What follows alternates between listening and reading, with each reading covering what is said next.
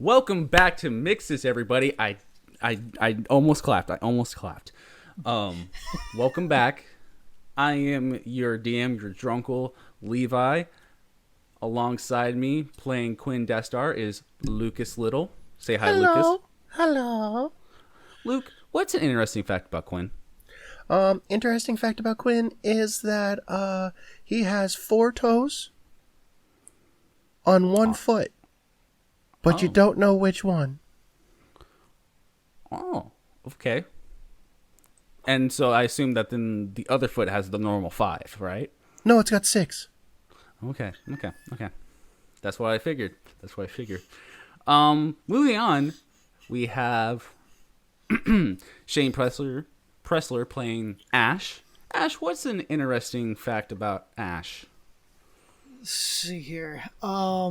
Well, hello everyone. And then, interesting fact: the only thing he took from his parents when he left, other than his stuff, was he swiped the family signet ring, and he wears it on the middle finger of his right hand. Oh, okay. What's that signet ring look like? Do you know? It's the Mingy family crest. It's a picture of a dude with a scroll work going across with some ancient writing on it that says like with God I shall. Okay. Cool. And next up, we have Christopher Chanik. Please report to Discord to play Mixus. Mixus, what's a fun fact? Fun fact about Mixus is he is afraid of cats, but he's never actually seen one in real life. I like that. Never seen a kitty cat. Never have. He thinks a dog is a cat, actually. Like, he doesn't even know what a cat looks like. He sees a squirrel, and he's like, oh, God! He might have... Imagine he runs into a tabaxi. Yeah. And then last but certainly not least, we have Alyssa playing Akusta. Akusta, what's a fun fact about Akusta? Back in Akusta's hometown, the favorite sport was polo. Oh. But it wasn't like a rich person game. It was just like everyone played it. Yes, the everyman's game. I, too, head down to the street to play polo in the park with my friends. That's not true, Levi. You don't have friends. No, they're just all right here. And they're my brother's friends, so no, I'm kidding. No. Man. Uppercut us with that one. Let's play. We too go into the street and play polo on our street bikes. Yes. Our bicycles. Yeah. Alrighty. So, Chris, you want to hit us with that recap? Certainly. Last session, we had a very thick session. There's a lot of beef in there. Thick and voluptuous. A lot of beef. First off, we started off. Ash had his own solo fight. He faced off with a doppelganger. And was able to fight him off successfully.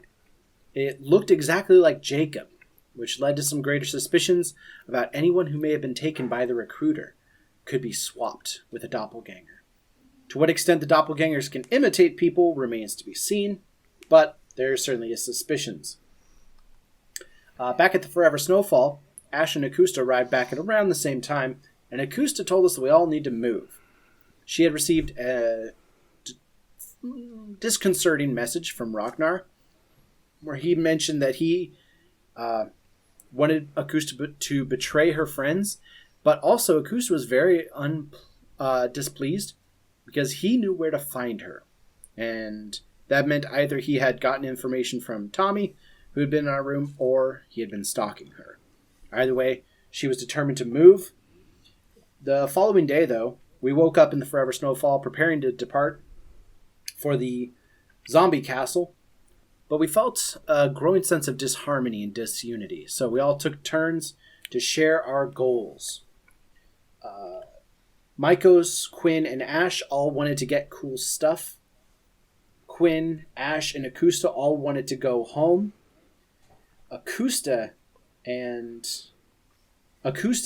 had the explicit goal to get stronger, and Mykos had the explicit goal not to get weighed down.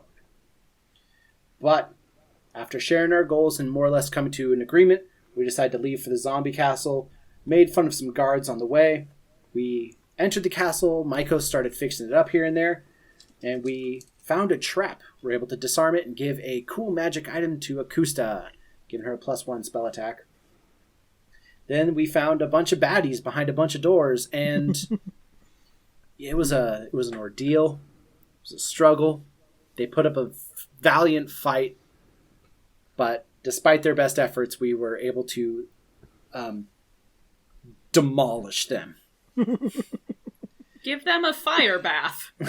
Yeah, it was the proudest encounter I've ever made as a DM. I mean, it was relentless. You guys went back and forth, and what was that? I'm getting reports that no, you all destroyed my encounter. But to be fair though, I did add goblins in there, so you knew what you were coming up against. Like, so after that, Quinn was able to get a pretty cool piece of loot, the Ring of Mind Shielding, which contains the disembodied soul of Smith Wesson, howdy, the cowboy goblin. We took a rest. Everyone got up the next day, touched a nasty dog. We discovered a dining hall with Rocknar in it. Freaking Quick Draw McGraw at it again. Took a shot at Rocknar. Missed, thankfully. But a bunch of the idiots in there attacked, and again, they were dealt with rather handedly. Before we were attacked by a man in gold plate, who was mostly silent. We all ran, but Quinn stayed behind and got slashed, and took a fair chunk of health out. Once we fled and got to safety, though, Akusta told us that things had gotten out of control, and yeah, she's getting a little bit concerned. She can no longer make a deal with Rocknar anymore. That concludes our session 8. Thank you, Christopher. Yeah, it's a good recap. And I just have to say, I never thought in a million years that Smith Wesson would pop up in this campaign. I was bouncing around the ideas of maybe some old characters popping up or whatever. That might be fun, but you guys just got Wes now with you the whole time. Mm-hmm. That's awesome. And he might be a little vocal. So yeah, you guys did all that. You guys have just ran out of the castle. You are now on the street, and that's where we are now. I'm going to take a swing at Ash. Going to try to deck him. Okay. Just right in the face. All right, roll an attack. Oh, that wasn't great. That was just an 8 plus 3, so yeah, that's just 11. Yeah, I'm That's pretty a sure that miss. misses. Yeah. Warning shot then. Yeah, it dings. It kind of catches Ash a little bit off guard, so he barely gets out of the way. He's like, whoa. What was that in there? Me trying to shoot Rocknar? Next time, you raise your gun. If you're the first one to shoot Rocknar, one of two things is true. You are either ready to 1v1 him, or you're ready to kill him in one go. Because if you had hit, do you know what we would have had to do? Hands up, walk away. If you had hit and he had attacked, what more could have Akusta bargained to save you again? Would you like Quinn or I to maybe enter Rocknar's service as well? You have to be more careful. You could have died in there. In fact, it's so telling. We're in this castle. We just left this castle because we're trying to find a new place to live. Because Rocknar's hounding Akusta. Because she agreed to work for him. Because you took a shot at Rocknar. It's one big circle. So I got a new goal for you. Ash, get Akusta out of servitude. Free her from Ragnar. Then we can all go home, if that's what we want to do. Akusta holds up her hands and signs, whoa, I have a plan. I think I know what to do. All right, Akusta, what's your plan? Here's the thing. It's going to take a delicate touch, and I think, as much as I respect you, Ash, a delicate touch is not exactly what you have here. So, Quinn. Agreed. I'm gonna need your help. Can I talk to you real quick? I'm on it. Okay, so, Akusta talks to Quinn privately and says, alright, I don't want to tell the others this because it's probably a stupid plan, and they'll probably tell me it's a stupid plan. But my thought is, if I could possibly get Ragnar to defect, then, maybe that's 2 problems solved. What do you think I can do about it? It's crazy, but so crazy, it just might work. The one thing, though, that I would say is, A, don't tell Mykos, because he'll just make fun of you. Ash might be a little bit easier, but too trigger happy. I think we just need to get as strong as possible to the point where Ragnar just kind of joins, because we'll womp him if he doesn't. I appreciate that suggestion, but I think I could do this a little bit more diplomatically, and I don't see why it wouldn't work. I mean, I think that's totally possible. I don't see why Ragnar isn't. I feel like Ragnar has more to him than what he's let on. Yeah, that's what I'm thinking too. And I kind of want to see where it goes. Yeah. So my thought is, he's very, what's the word I'm looking for? He's not very upfront about things. He's not very forthcoming. So, how do you talk to a person that doesn't really want to communicate? That's kind of what I'm kind of scratching my head over. That's a fair question. He is very guarded. He's very reserved. I mean, I asked him if there was going to be anything happening at the castle, and all he said was, "You'll see." So, I did the best I could to warn everyone. We went there anyway, and look what happened. So, this guy, he's got to work on his communication skills. Yeah, he's not giving you very much of the playbook. I kind of think we need to follow him, if that sounds crazy, and kind of figure out what's he hiding, what's he do, what is he about. Yeah. Because if you learn about a target, you can then manipulate the person. Yeah. And then if we find a common goal, he might be more likely to join up and, join us. Yeah. I don't really love the idea of stalking, although I will keep that in my back pocket. Turnabout's fair play, I guess. Yeah, whatever you need help with, just let me know. Yeah. So, Akusta, breaks the mind link with Quinn and then signs to Ash, "I still need you to come up with a plan, in case mine fails." Okay. What exactly deal did you strike with him? If I help the cause of the resistance, then I can gain more power. That was the deal. But Okay.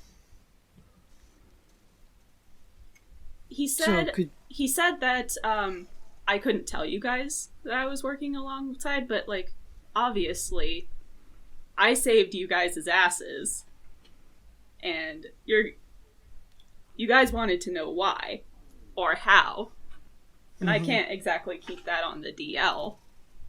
So it's bound to come up, and Ragnars's just going to have to accept that. What can I say? So does he have any hold over you other than the promising to give you power?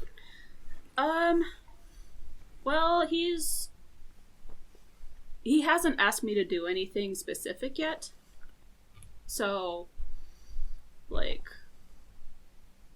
other than to meet him last night, which I did, so, whatever. Then, at that point, I would just say, just quit communicating with him. Tell him it's done, that you found another way to get power.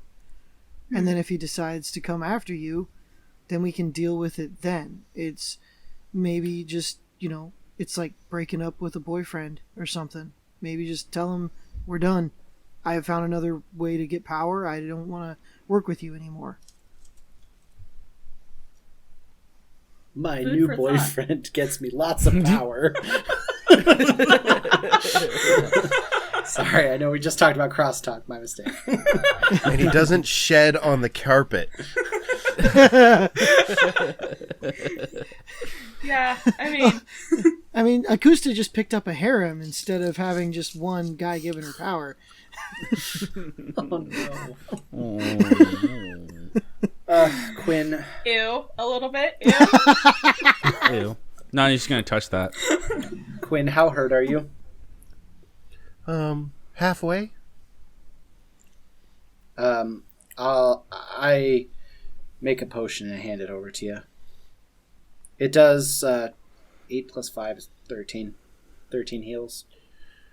Oh, I shotgun that like Stone Cold Steve Austin. What does that bring you up to?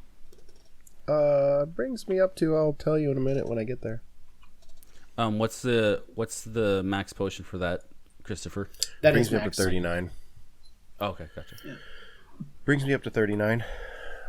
That's Out of 55. okay. that's just my first level give a guy a potion ability. Yeah, that's not a that's I gotta restart. If you need it, I have one potion of greater healing.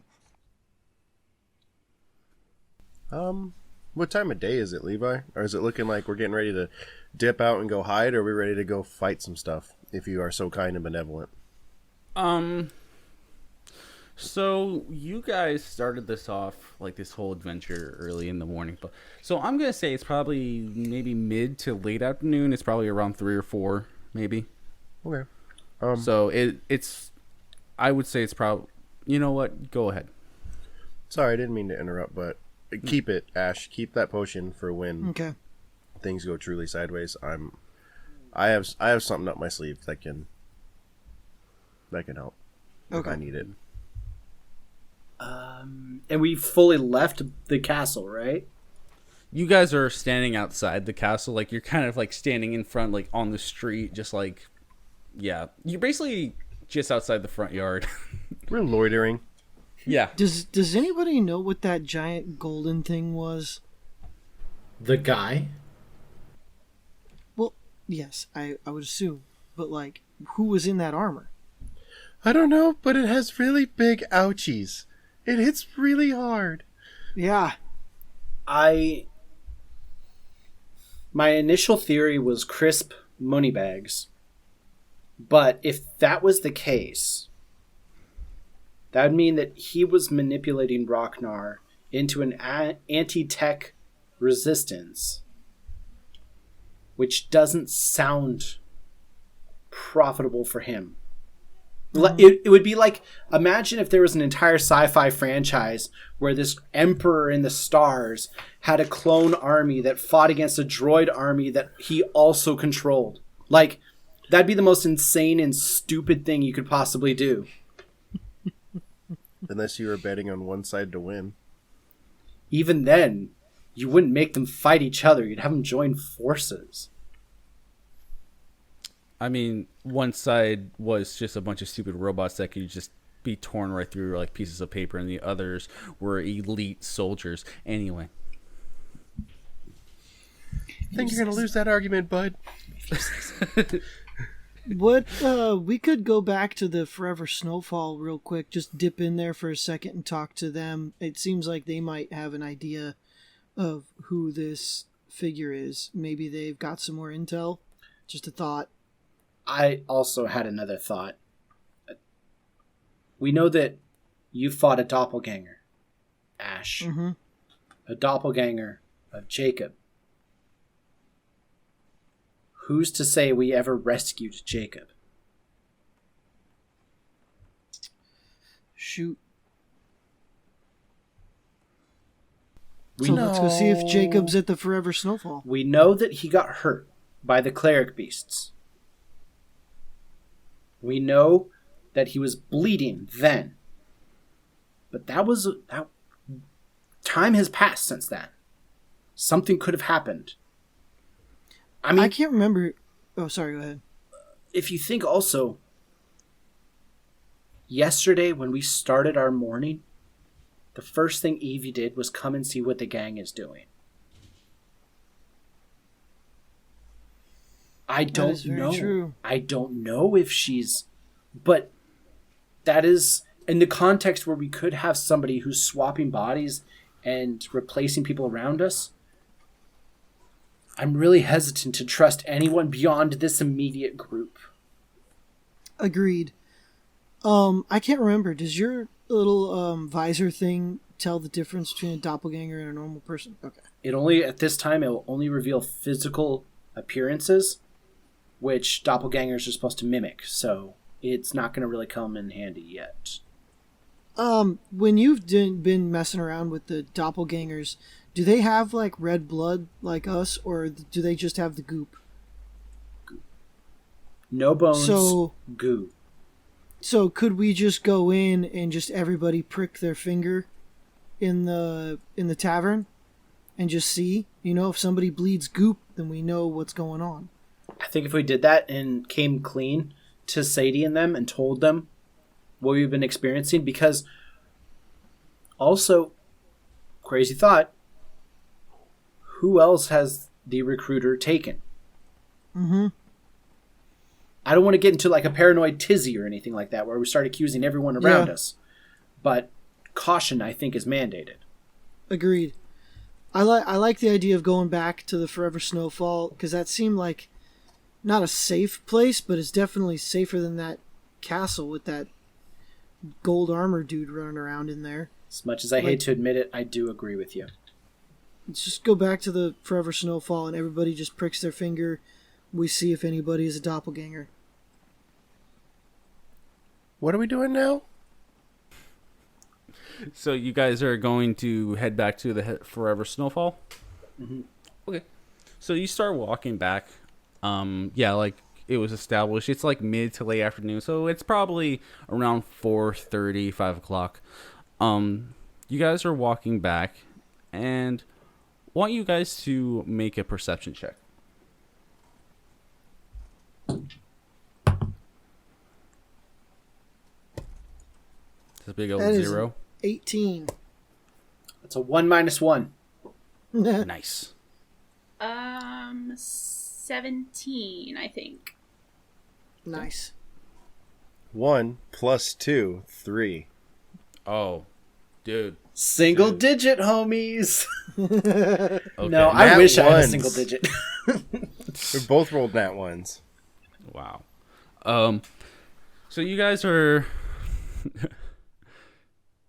noticing people are starting to gather around a certain area. Mycos and Quinn, though, you just think that they might be gathering around for like maybe a new restaurant's opening or something. And, you know, there could be a new burrito place or what have you. But for the people that actually rolled good, above a 15, which, yeah, you notice that the people are gathering, and they are gathering across from each other, and there's two sides, and some of them most of them have picket signs. One side screaming about technology and how it is ruining everything. You know, it's like, it's rotting our brains. It's making us worse. It's making the people worse. We need to get rid of it. It's causing so much damage. And then the other side is saying, that magic, it's witchcraft. It should not be in here. It's making us all just crazy. What are we, a bunch of animals, savages, just using whatever? And you see these people starting to get restless, and they're starting to get amped up to start trying to fight each other. And you see like soldiers, guards standing in the middle of them trying to hold them back. Ash is gonna be like, kind of like nudging like Mykos and like Quinn and be like, dude, you guys seeing this? Look at this. Yeah, there's a parade. No, those people are not happy with each other. Huh? Look at the signs. When Look at the I signs they're was holding. a young boy, my father took me into the city. Then it clicks for Quinn and Mike goes, what's actually going on? Oh. We should avoid this. We don't want to get mixed up in whatever's going on right now. Fair. Is there any familiar faces on either side? Not necessarily.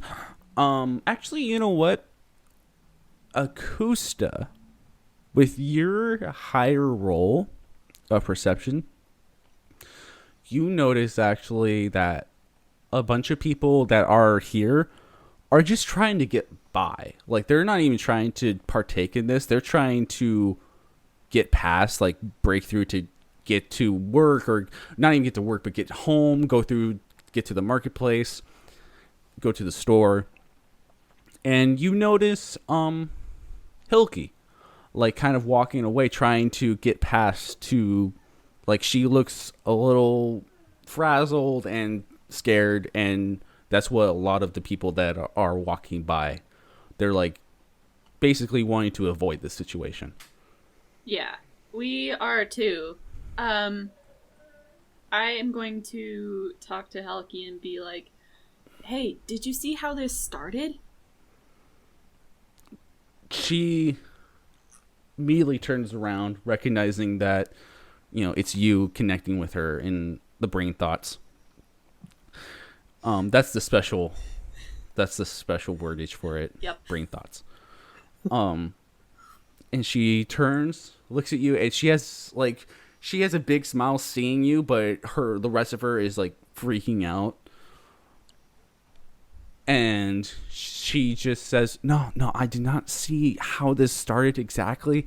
I mean, you know how the world is. It's just like, you know where we came from, and it's just a powder keg. People, it's crazy. It's crazy, but we gotta get out of here. We gotta go. And she almost like goes to grab your hand, like to lead you away. Yeah, I'm gonna motion everyone to come with me, and like I'm gonna try to help the people who are just passersby to just kind of avoid the situation. Okay. Is there anything else that anybody wants to do? You are helping or anything? I would try. Yeah, Like, Ash is gonna. Quinn would try. Yeah, Ash is gonna do the same thing. Just kind of take Akusta's lead. I got a question, Levi. Yeah. The ability that doppelgangers have to transform and look like other people, is that magical? Mm-hmm. Oh. Is it magical or is it scientific? Go ahead and roll an intelligence check. Or investigation, I should say. Investigation, you say? Mm-hmm. I'm going to go ahead and use a flash of genius on that because I want resounding success. Mm-hmm. So that's going to be an 18 plus 5, 23. 18 plus 5, 23. Okay, hold on. Let me check my notes really quick. This is the part where our DM goes through and looks through his notes and has no idea what's happening, but he's going to make something up on the fly right now. Look at him. Look at the thought of determination. That is Pure. actually a Sears underwear catalog he has in his lap that he is looking through for his inspiration. Oh, interesting. The lace is 2 for $25. Bold choice going with lace. It's definitely an older woman's fabric, but that is also something that Levi appreciates. If he ain't gummin', Levi ain't hummin'.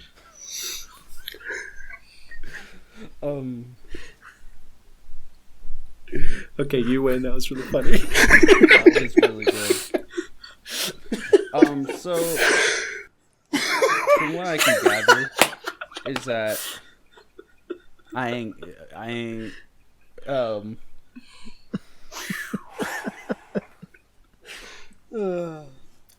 good. Yes, DM. sorry, I was just looking at this lace. Getting a good yeah, eyeful of those grandmother pan mothers. Yes, exactly, the granny panties. Yep. No, in fact, it's not magical. It is more. It's. Oh, I should say this. It is not magical, but it's not scientifical either. It's like a It's biological more of thing. Yes, it's biological. That's the word I was looking for. It's like it's not So it's like magic that a bird flies. Exactly. I mean, unless you look at it in a certain way. I mean, you know, if you see a penguin flying, you know someone cast fly on it. Okay. I'm gonna elbow Akusta. And I'm going to connect to Micos, say, what's up? How well do you know Helki? She's my childhood best friend. Why do you ask? The doppelgangers don't do much, but smile.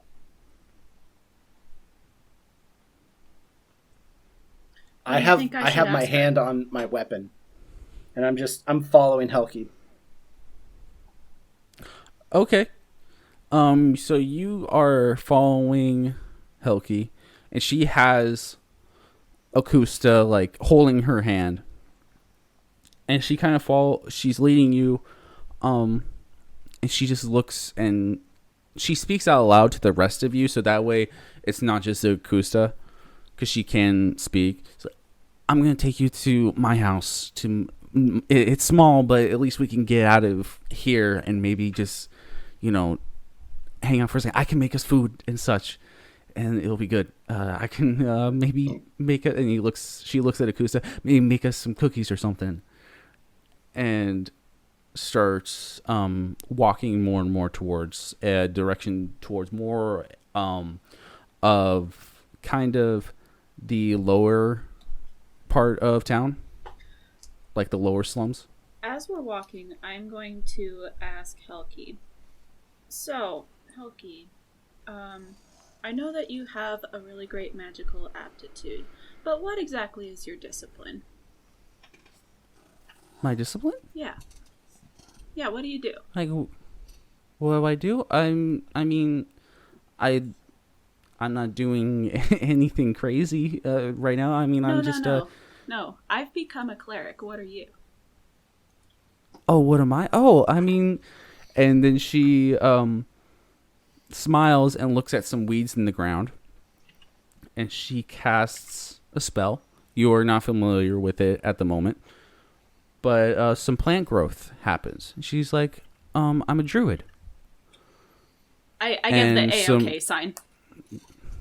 Yeah. Micos relaxes a little bit. Mm-hmm. Because at this time, doppelgangers, even doppelgangers of recruiters, have only used melee attacks, not spellcasting. So That is a good point. Yeah. paranoia is strong with this one. She leans over and picks up a mushroom and hands it to you, Micos. It's like, hey, here. Just a little gift. Micos. I take it. Yeah, all right. And so she then leads you down to this. She walks you up to her staircase, actually, up to the front of her apartment, and she looks at you guys like, I mean, you guys can come on in and have dinner if you want. I mean, yeah, sounds good to me. Okay. So she unlocks the door. Actually, she opens the door with these. Ooh. Like, yeah, I don't know where these came from. They're Cheyennes. I don't know. But I was like, yay. They came from a pirate. Yeah, exactly. So she takes these keys off of like her belt and opens it up, and you see this really small apartment. It, very quaint, very kind of cute. There's some plants and mushrooms kind of all about. The kitchen is like could barely fit one person in it, and she has basically she has a toaster oven. She doesn't have an oven. She has a toaster oven just right there. She has what seems to be like a microwave type of thing. Like, you can tell that she is a magic user. She is a druid, but she uses technology. She has quality of life things. And you see a little tiny, like, what some of you guys have seen. I don't think Akusta's actually seen, but some of the people in this party that's maybe a little bit more richer or such have seen that she has a little tiny television set. And, yes, Quinn? Quinn would immediately run over, turn to channel 3, and then try and like bonk on it and see if he could get it to work. Yep, it turns on. It turns on to a channel. It starts playing. Are you ready, kids? Yeah, it starts playing the Young and the Elfless. Quinn is enthralled. Quinn just like glued to it, just crisscross applesauce on the floor, staring at it. Mm-hmm. Yeah, so watching the Young and the Elfish, and and she starts making you some food. It's like, you can sit anywhere. She says, you can sit anywhere. There's a small table that basically has 2 seats on it. She never expects company, so she's like getting around like little stools for you to sit down or whatever, or pulling like some pillows for you to sit on the floor. And she is like so ecstatic to have people over. And she's like, don't worry about anything. I will take care of anything you guys need. Can I get kind of like a read? Like, what are the buildings like in the area? Are there any empty buildings? Yeah, go ahead and roll a, I would say a perception perception check, because unless you're investigating for it, you're specifically looking for it. I am specifically looking for that, yeah. Okay, so I would say go ahead and roll a investigation then. Not the best roll I could have made, but it is 17. 17? Yeah, so there are some empty houses, some empty buildings of the sort, due to maybe people were evicted, or the buildings themselves are not safe, like they've been condemned. She doesn't live in the nicest part of the town. This is definitely kind of like cheap side. So yeah, that's what you gather. But you still see some buildings that are occupied. So there's probably one within 90 feet of us, huh? Yeah. I look over at Ash and I say, Ash, anyone who was watching us probably saw us all walk in here, right? Yes. Do you want to take first watch? Sounds good. So, Ash Akusta is says, the- I don't mind doing it. No, you should be here for your friend. Because you're our way in. You're like, we're here because of you, so make sure that like she's happy to have us here. That's a good idea. Because like if she's upset or starts acting suspicious, we won't be able to spot it. And Ash, as for getting you there, I have an idea. All right. You see Micos like drop his goggles down, and a blue beam shoots out and hits Ash, Oh God. and you're warped across the street to an empty building 90 feet away. Vortex warp, baby. Ash is just like, ah! I just lift up those goggles again. Typical blue beam behavior. Called it. Oh, God. You see me And like so, look out the window. I'm like, hi. Via mind connection, Ash just tells Akusta to slap Micos for him. Give me some warning next time. Goodness sakes. And then so Hilky at that moment looks at you, Akusta, is just like, you have some interesting friends. What was that? I lower my goggles again at her. It just says like the little focus pops up and it shows like Hilky, sunshine and rainbows. In Michael's eyes, you see cursors line up. Akusta responds. Kidding. Akusta responds. I think they think you're interesting too. We've had a lot of run-ins with doppelgangers, and it's been pretty hairy out here. Doppelgangers? What do you? You know, that makes sense. She like it's like she at first she was confused at what you said, of like, what do you mean doppelgangers? Like, what's that? And then it clicks for her. That's like, I have been seeing certain people that I used to know like acting really weird or just like not acting the same. So like as I'm talking to Helki, I'm just signing along so everyone else knows what's going on. Yeah. And she sees you signing, and then she realizes that, and she's like, I can talk out loud. I'm sorry. She looks at Micos and Quinn is watching the TV or whatever, so he's not paying attention. And it's like, for Micos, like, I can talk out loud. You don't have to sign. She signs thank you. She's just says, yeah, I've seen people acting strange, or it's people that I used to know a lot. Sorry, I just got a text from my boss about Monday. Anyway,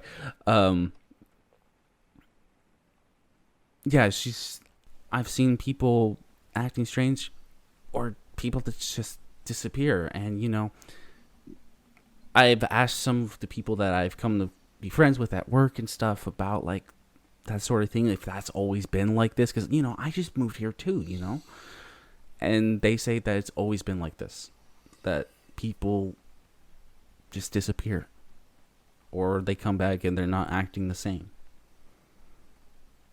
Yikes, that's scary. Yeah. Helki, where do you work?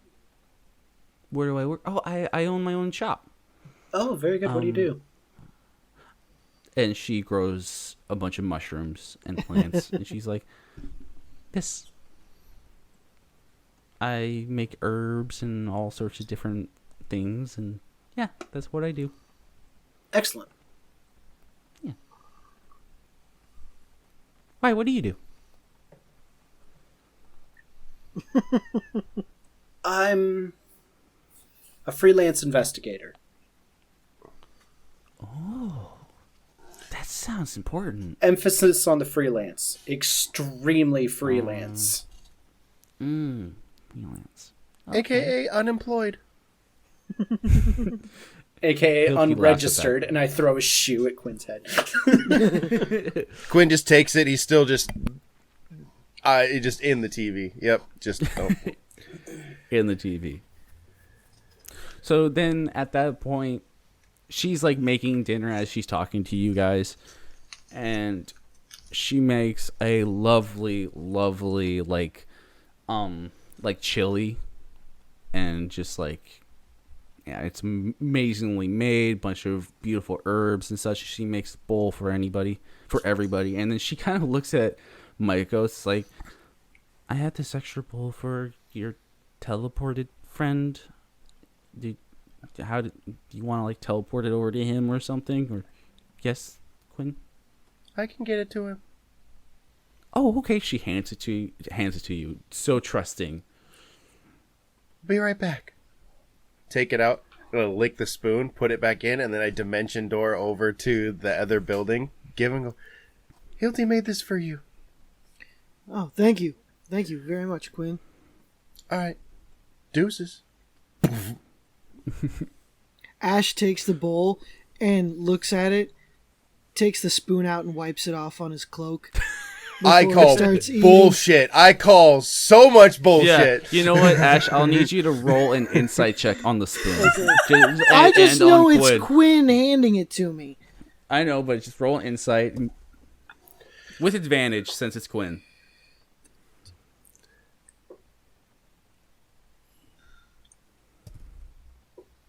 I got a 14. A 14. Quinn, roll deception. Oh, I'm on this. I am so on this. Oh, 13. Yeah, Ash, you take the spoon and you wipe it on your cloth, like on your cloak, just really quick, and it's good to go. This stinking little wizard start eating my food. Yeah, so you guys eat your food and yeah, so Hilky at the moment, she looks at you guys, she's like, this is so great. Thank you so much for coming. I hope you enjoyed the food. She looks around like, you guys can sleep here if you want. It's not a lot of room, but unless you have somewhere to go, I don't really have company a lot. Thank you. Thank you very much for your hospitality. Yeah, no worries. Anything for a couscous. And she. I'm sorry. I do have one quick question, Helki, before we lose you. How much does a place like this cost?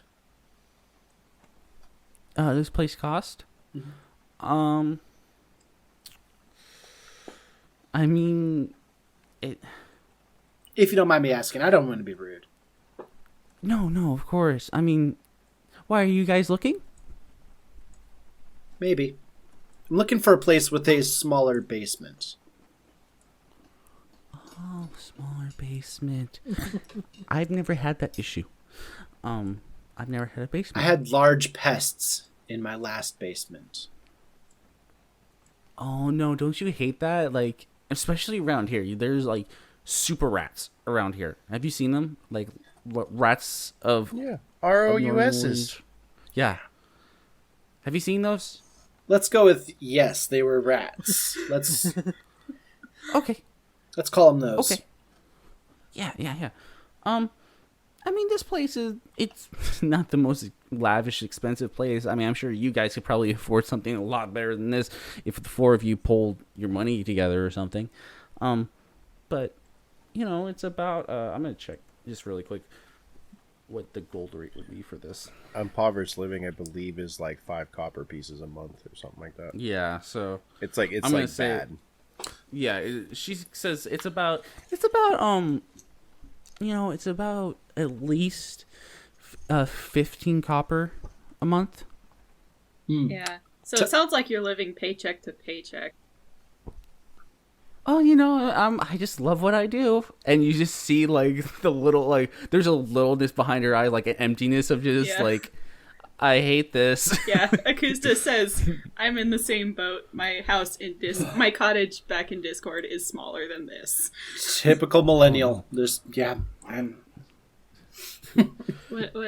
What's up, Quinn? Yeah. There's like 15 gold, so that's like rent for the next 10 years, or you could like go into a better spot. I don't want anyone to live here by choice, or to live here not without a choice, I should say. So if you can find somewhere better, go for it. I can't. Yeah, you can. I put it in your hand. It's not mine no more. Akusta signs, it's awkward, isn't it? She's like, yeah, yeah, yeah, I can. Yeah, thank you so much. And but then she gives 1 gold for you to use. Like, thank you for you guys walking me home safely. No problem. Also, if anyone asks where you got the money, you got it from Myco Stiller.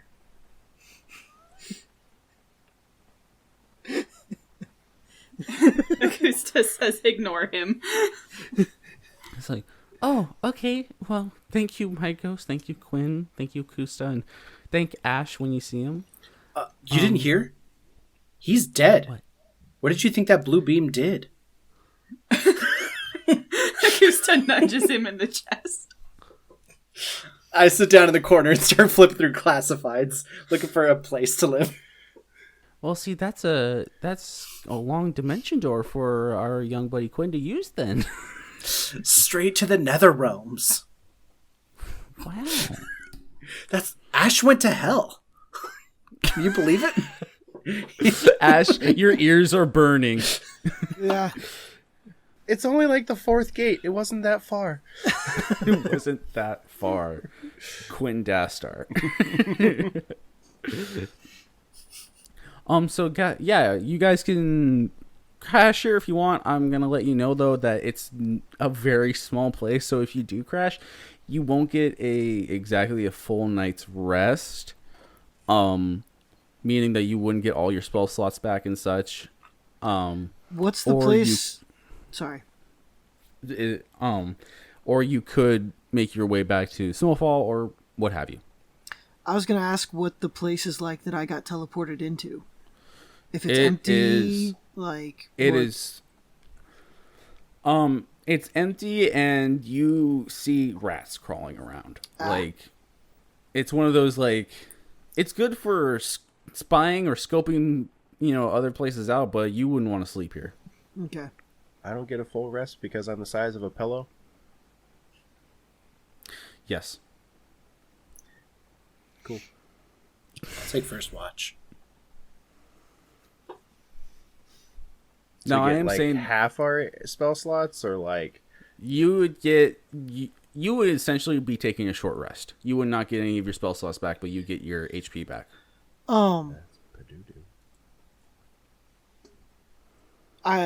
Ash is gonna kind of go with the mind link to Akusta and be like, I still think we should go back to the Forever Snowfall and do a check, because that if they're safe, it's a place to sleep. We know that we can keep it somewhat secure.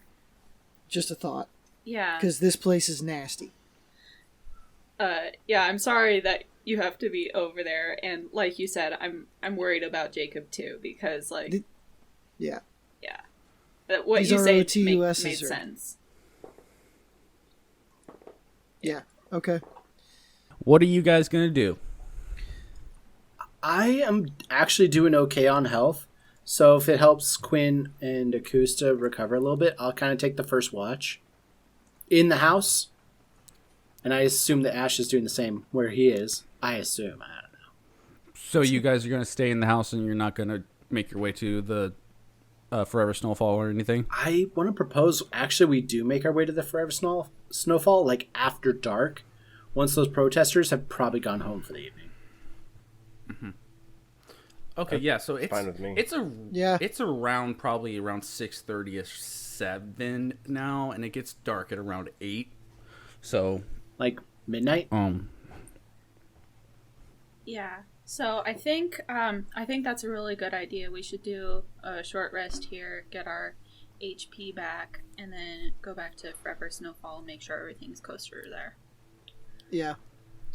I'm gonna go up to Helki and say, "Hey, do you mind if I use your bathroom real quick?" yeah, no, by no means. You can go ahead and do that. And she points you just down the hall. I'm just kidding. There is no hall. It's right there. Okay, so I'm gonna go in there and check my. I'm gonna go on my what's it called, sending stone. Okay, yeah, you're speaking sending. So you're rocky talkie. Yep. Yeah, and I'm going to send a message to Rocknar and then come back out. Okay. Oh, I'm just gonna Okay, run the very good. water, just so that like nobody thinks I was gross. Yeah, you didn't wash your hands. Exactly. Quinn's like, hey. Yeah, we Um, don't do that okay, in this house. I will lick things. I will eat burritos sideways. I will do whatever. But please, wash your hands after using the bathroom. Oh my gosh, Thank you. it grosses me out And so before. Yeah. And during. Well, where are you bad. getting the water keep during, hand Micos? sanitizer on you, right? Yeah, absolutely. Sanitize in between. Oh no! Don't You turn bit- the don't page, bit- you wash your hands. Turn the page, wash your hands. We're gonna continue on. We're gonna move on. I'm taking this. Is that how my we're- co-sweet this is my. I am sorry for not moving the story forward and letting this happen. Okay, so you guys make it, and now it is midnight. So now, Micos, you're going to take the first, or you and Ash are going to kind of take the first wash order. I assume you guys kind of communicate to Ash this or whatever, like, however, so that way he's not just sitting there, just like, I wonder if they're like going to do something. Yeah. At least until midnight. After midnight, I would nudge Quinn and be like, "You ready to go?" And I would tell Helki that that's what our plan was. Yeah, she's like, yeah, okay, totally. And she, like, actually stays up and, like, watches you guys. Like, kind of just, like, make sure that everything, like, kind of like, you know, a house, like your mom or your dad or something, like, just making sure everybody's good. And, like, she's like, you guys need water or anything? Like, gives you guys, like, glasses of water for you and all that. When Ash sees everybody starting to leave out of the apartment, he just kind of like cracks a window open and grabs a hold of the downspout and just climbs down the downspout down to the road. There's a perfectly good set of stairs. Why does he do that? Looking at Micos. Go ahead, Ash, and make an acrobatics check.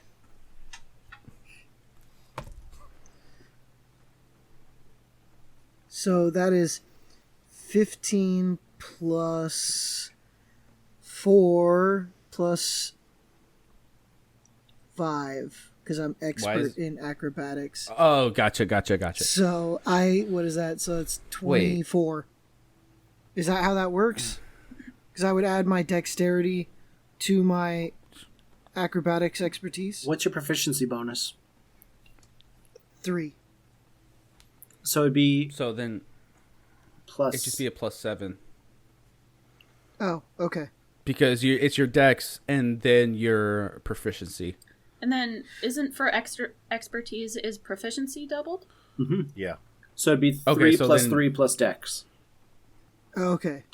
So my dex is 4, so 6 plus 4. So a Is- +10. You have a +10 Nice. Okay. to acrobatics. So yeah, you land down perfectly fine. You do like the freaking blade landing, you know, like the 3-point landing. I look at Quinn. I'm like, I mean, he did make that look pretty good. And I kind of walk up to Quinn and I'm like, "'Cause it's fun, man." I can get behind that. I can do that. Yeah. Yeah, I'll try. Crazy question, but before we left the house, like, I was trying to keep watch. I didn't see anything, did I? Suspicious, that is. Go ahead and roll a perception check. Add +2. Oh yeah, because it's soft roll. 19 minus 1, 18. But then +2, right? No, I added it. Okay, cool. So, Yeah, you didn't see anything. okay, good. It's just a quiet. I mean, you might see some movement in the back that it might be some rats or something, but for the most part, it's really quiet right now. So you guys start making your way back, I assume. Yeah. Yeah. Okay. Akusta Ash, walks a go little ahead. bit slower than everyone else and checks her sending stone.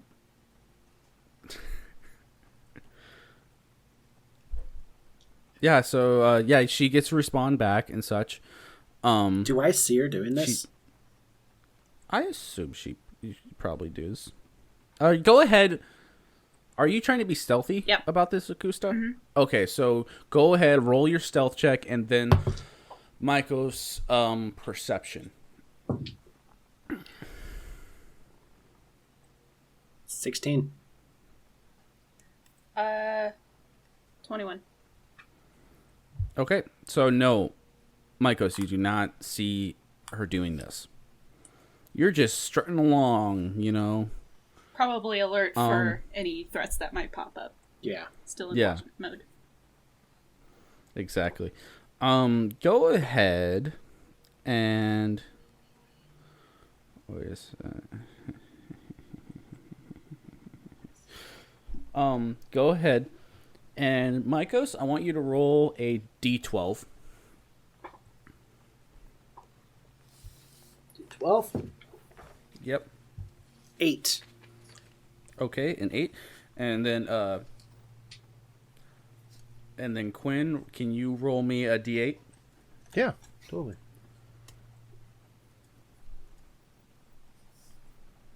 2. Okay.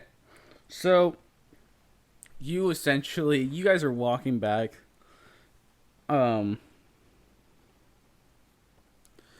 You guys are walking back to the Forever Snowfall, and you see a really kind of stumbling figure walking towards you guys. And walking towards you, walking right at you, and you just hear, "Hey, there you are, you bastard!" And you see a drunk human man approach right up to you, Ash, and pokes you on the chest like, I've been looking for you. You smell good. Is it Terrence? Thanks. It is not Terrence. This is a man that you've never seen before. It's like, now, how's the wife and kids, man? I think you got me confused with someone else, buddy. You should get No. home. No, you're. And then he looks at you. He's like, I apologize. I must go. And then he just wanders off.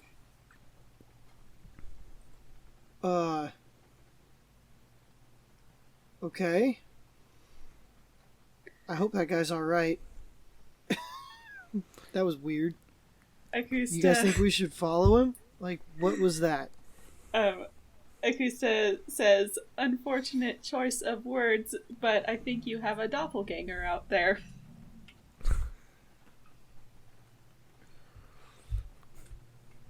Me? Sure, someone who looks like you. Because you think he's a himbo? All you himbos look alike. All you pretty people look alike to me. Racist. So yeah, I am curious about the fella. Where does he go? He stumbles up to us and then just walks normally away? No, he stumbles away. Like, he goes to, like, he looks, he's like, I must go. And then he kind of, at first, goes to take a normal step and then starts stumbling. And he just kind of walks over to a corner post, like, to a lamppost, and leans up against it. And you see him kind of slump down and fall asleep. Kind of mumbling in his sleep. I love lamp. Yeah, exactly. I love lamp. And he has a bottle. He has a bottle in his hand, like in his arms, like he's clutching it. Okay. Do you think he actually loves lamp, or is he just saying it? At this point, I don't even lamp. think he knows what lamp is. You see him put his hand on the lamp and he starts slowly caressing it. He's like, I love lamp. I love lamp. Krista just kind of quickly like shields her eyes and turns off. Yeah, Ash just kind of like flicks his hood up and is like, I'm gonna give him his privacy. Quinn is staring.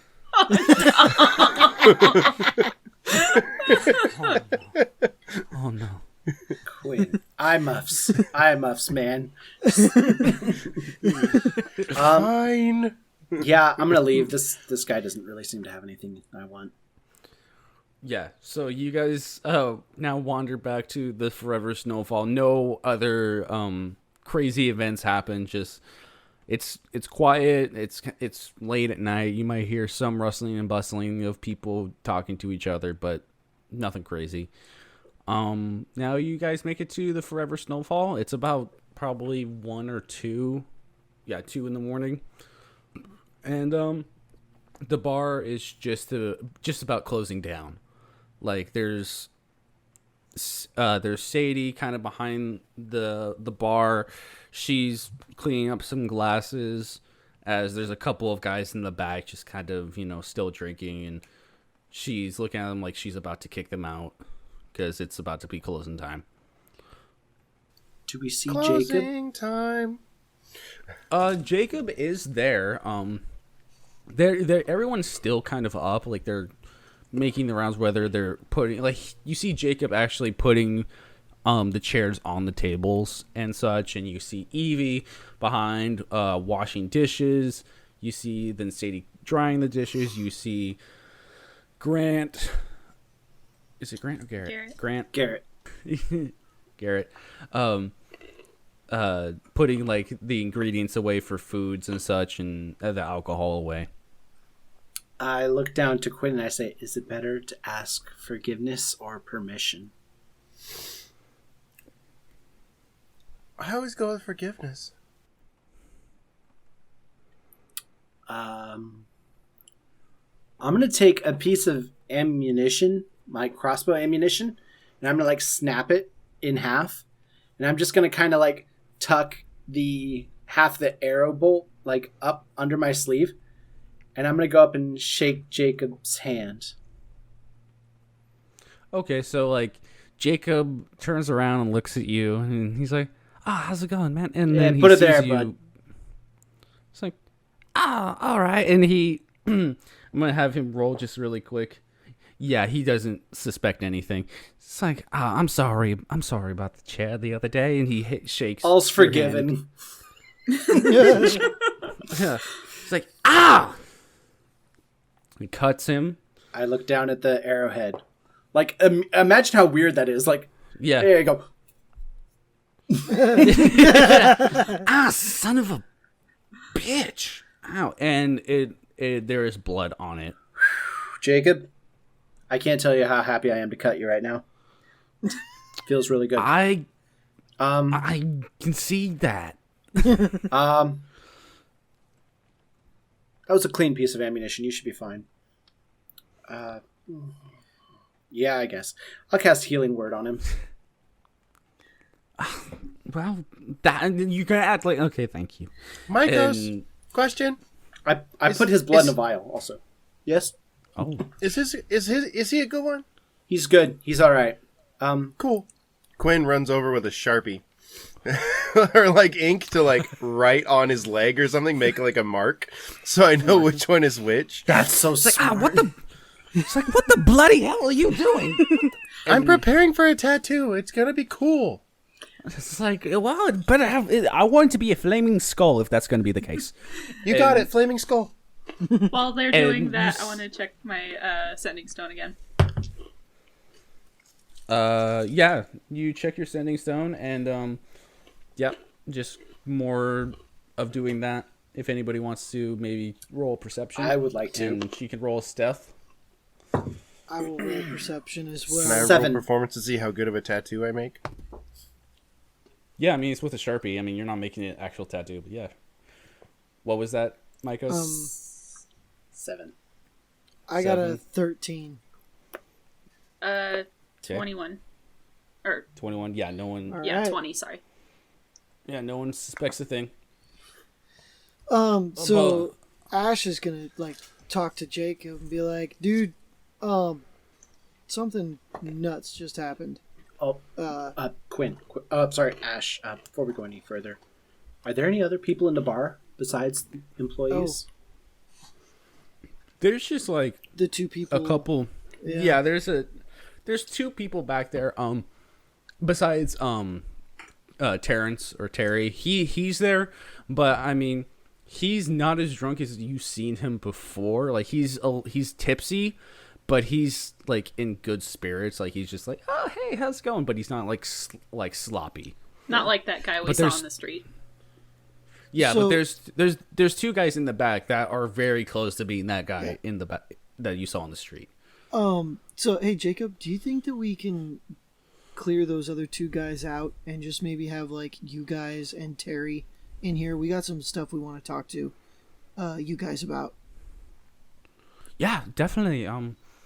It's like I shouldn't have any trouble, but you want to help me out with this? Sure. You want to? Mycos walks over right away. Yeah. So you guys walk right up, and Jacob goes up to him and is like, "All right, boys, it's time for you to leave." And they're like, "Ah, it's fine. It's shh.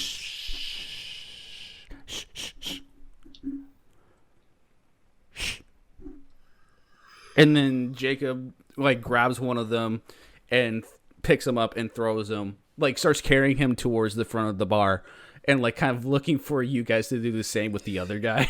Ash just grabs the other guy by one arm and is like, Mycos, come on. Like, Help action, definitely. I grant it. Yeah. yeah. Yeah. So You can definitely tell this is definitely what Jacob does. Like he's the bouncer kind of. Is Terry distracted by them doing this? Yeah, he's like just kind of watching, like, you know, amused.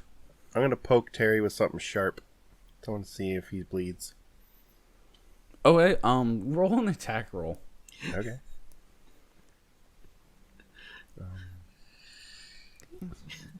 oh, Terry, what you doing, Terry? I mean, 18. Yeah, that works. So yeah, you just give him a quick poke. Yeah, it's not like I'm not like trying to like rip him open, but literally I'm just Yeah. kind of like lift his pant leg and like poke him and just like, is that blood? All right, cool. Yeah. Yeah, and he's like, ah, son of a bitch. And you do see a bit of blood start dripping. He's like, why are you stabbing me? It'll get answered later. You'll figure it out. Don't be a baby. You're just a prick. You're a prick. Okay. And, Rude. yeah. Says the guy that, you know what? Listen, gonna you're gonna argue. argue with a child. You're gonna argue with a I'm child? not going to argue with the child. Okay. Mycos, he's good. Shut the door, lock the door in the front. Yeah. Okay. By the way, Terrence, he's an elf. You don't know how old he is exactly. He's just one of those ageless dudes. All right. Hot. Also 14. Yeah, also 14. No, he is hot. So, go ahead, DM. No, it's okay. I just Oh. cleared my throat. Oh, I was gonna say, Ash is gonna try and get everybody to kind of like come in and sit around a table, and just like get him sat down so everybody can just kind of talk. Yeah, so everybody like kind of makes their way to one big table. This is kind of makes their way to the biggest table there. Jacob is all cool and he sits reverse on the chair. Evie does the same to mock him, and you know, all that sort of stuff. Yeah, and Sadie looks at you guys and looks at you like, yeah, how's everything going? Everything good? So before we can answer that question, we need one thing from you, Evie, and you, Sadie. Can you guys either prick a thumb or do some kind of small cut on yourself so we can see you bleed? Like they're both just like what? Like see. We need Yeah. to make sure that you're human, or, you know, not something else. We need to make sure you're you. It's a good thing. Sadie's like, yes, Gwen. Doppelgangers fought a few of them. Don't really give two craps about your pride. Prick your damn finger so we can move on with the conversation. I love you. Thanks. Sadie hears the word doppelganger. You're like, whoa. Okay, yeah. I mean, I can do that really quick. And she takes like one of the steak knives that's on the table or something like that, and just goes shink and on her palm, and you see that she's bleeding. Right. And Sharpie's she's out. like, yeah, see, yeah, they mark me. There you go. So you're saying there's doppelgangers? Okay. Evie? What? Sadie did it. Evie? Did you really want me to cut myself? I draw my weapon. She holds her hand and is like, are you serious right now? Deadly. Like spilt milk. Jesus Christ. It's a small cut. Easy peasy. Garrett, get in here. You're next. Garrett comes bumbling in. And he's like, or Eve's like, all right. She takes like her dagger from her waist and pricks her finger. And there's blood. The red kind? Yeah, the red kind, or the eladrin kind, or whatever. And so what about Garrett? Garrett, it's just like he comes out of the kitchen already bleeding. he's just like I made an oopsie with the knives. I'll fix it.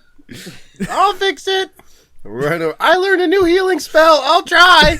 It's like, I'm not very good at them yet. I'm usually dealing with necromancy, but I'm sure it's the same on the living. and Garrett is at like that point. He's like, that's okay. I'm a wizard. I can heal I myself. pull out a notepad and begin to watch because like this is Yeah, like you know what, Quinn? Let's do a roll off so you can heal Garrett faster. Let's do this. Ready to Let me roll. pull. Let me do your like spell attack, I guess. Oh, you're so screwed. I'm down.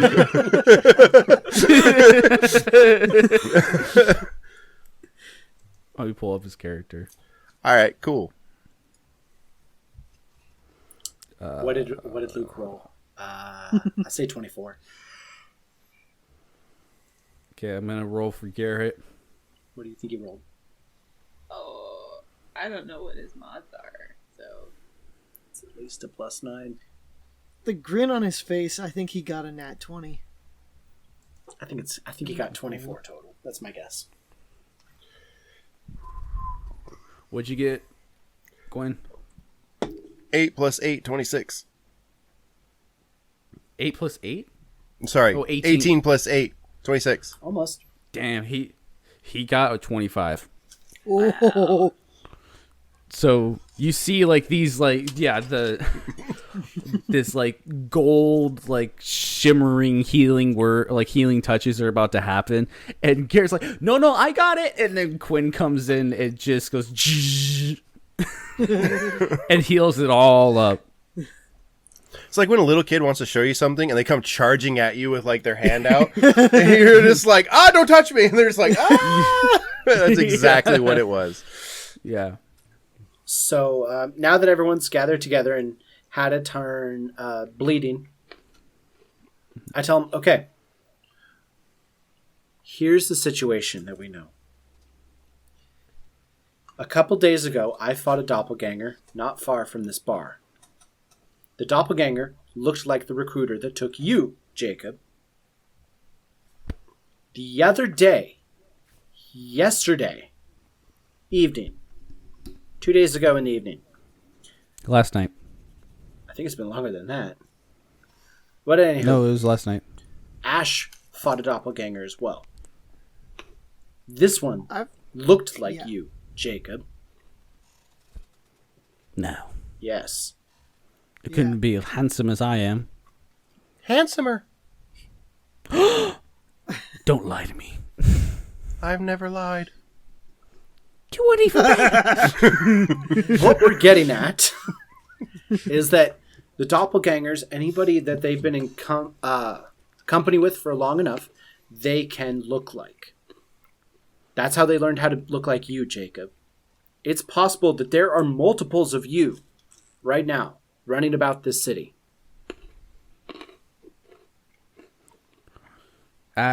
You saying that, Jacob is, on his face, you can see he is shook. Like, he's trying to play it off as like, well, they're not as handsome as me and blah, blah, blah, blah, blah. But it's just like, he is like, okay.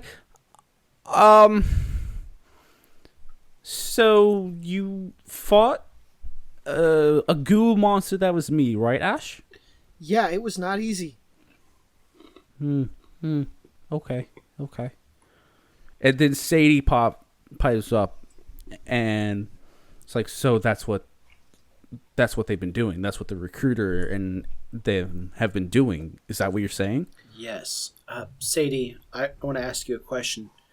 Do you know of anyone else who was taken by the recruiter but returned? I mean, like, this has been going on for a while. It's not necessarily a new thing. So there's probably countless people that have done this.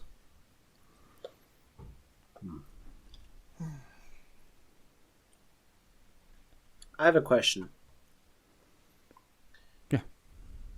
In this city, we saw just a couple hours ago. Looks like some sort of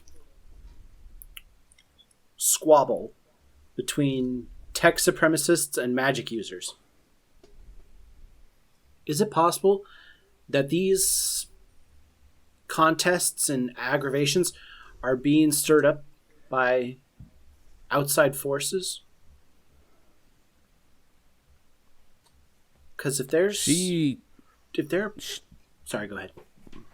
No, it's just she's just kind of sits there and thinks for a second and kind of scratches her chin, and she kind of messes with her sleeve a little bit, and it's like, anything's possible. It could be. I mean, that makes a lot of sense. People are already so aggravated anyway. Out of the riots that I've started, you only need like 5 people to really get it going. So Everybody looks at Ash, just like, yup. Excuse? Well, sometimes you need a distraction. Sadie does that to Ash. She's like, I've been there,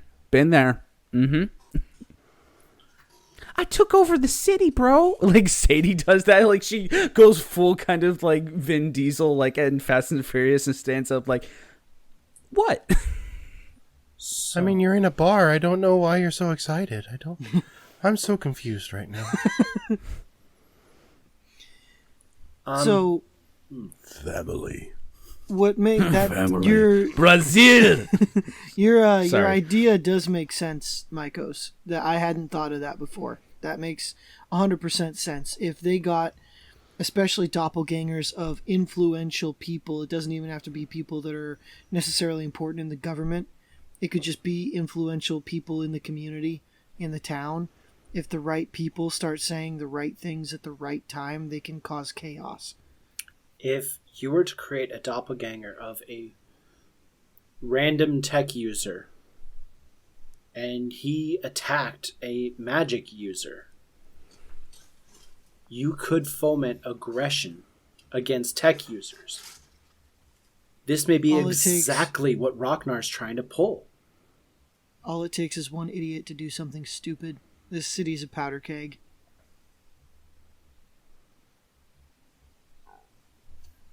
Sadie, have you ever heard of the council? The council. She kind of sits there for a second, and she let me have her roll.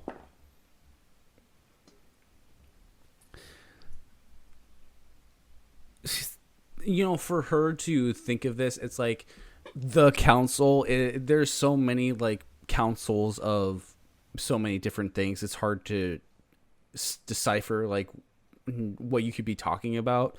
So it's like, what do you want? The council of of sages, the council of elders, what do you want? Like, The super secret council that's running everything. I mean, what else?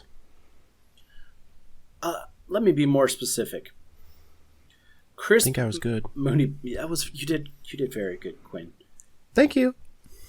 Crisp Mooneybags, the last person that we know of that saw him was his man at the house, Mr. Beeks. He says that Sadie blushes a little bit when you say Mr. Beeks. Right? Mr. Beeks was saying Mr. Beeks. that, yes, I'm not very perceptive, but I think I'm picking something up. Mr. Beeks says that when Crisp got home from the laboratory, he was distressed. And in his recordings, he said that he had to go to see the council. Which council would he go see?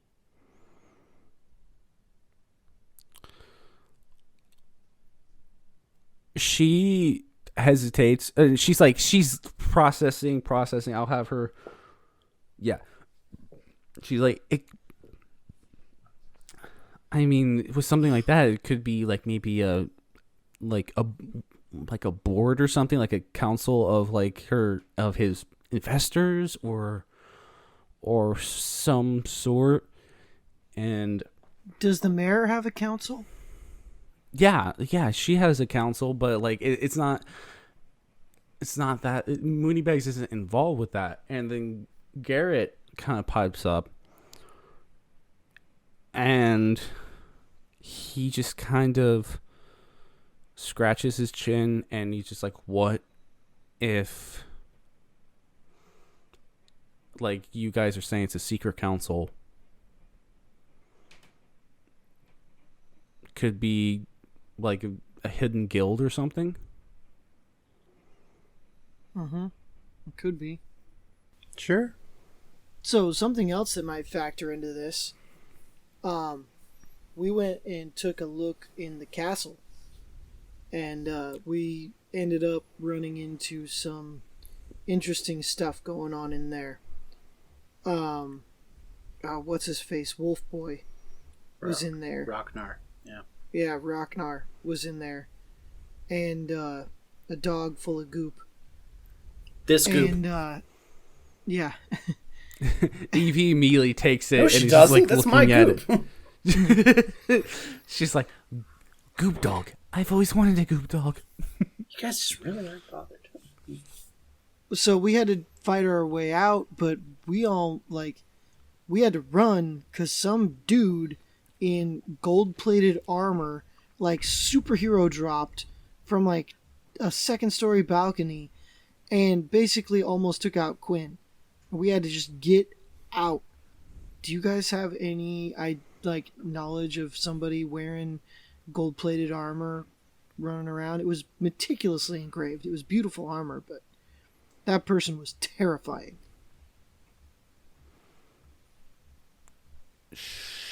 So, at that moment,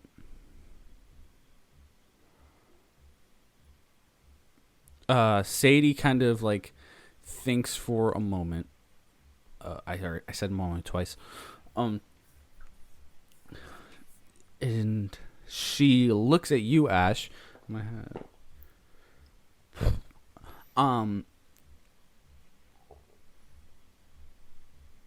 So he jumped down from a 2-story balcony? Yeah, and just like it was nothing. Didn't bend his knees and nothing. Gold plate mail? Yeah. It was gold-plated armor. Beautifully worked. And gave super big ouchies. 3 times. In one turn. Pull up Quinn's shirt where there's still a scar. Does this look familiar? Sadie is just like she's like kind of frozen for a second and just like that sounds so familiar, but it couldn't be. Yeah, it couldn't be because that person they're dead. Who was it?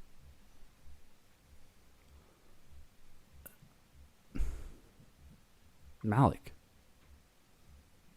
The old member of your party. Yeah, but he's dead, and he wore black plate mail, but he'd like to show off like that.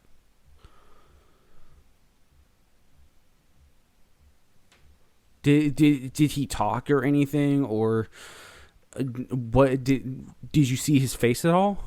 No. Didn't see his face. Now, I will say, Mykos is saying, did he talk? The answer is no, because he didn't say anything, but he mentally did communicate with Akusta. So, would Akusta say anything at that point? Akusta would write out, he's connected to the resistance. Sorry, I'm just thinking that her handwriting is super amazing and super like flourishy and all that. Yeah. And a little bit and, annoyingly pretty. Yeah. And like Jacob goes to read it, but he's just like, yes. Yeah, here you go. And he hands it to Sadie like, I understand that.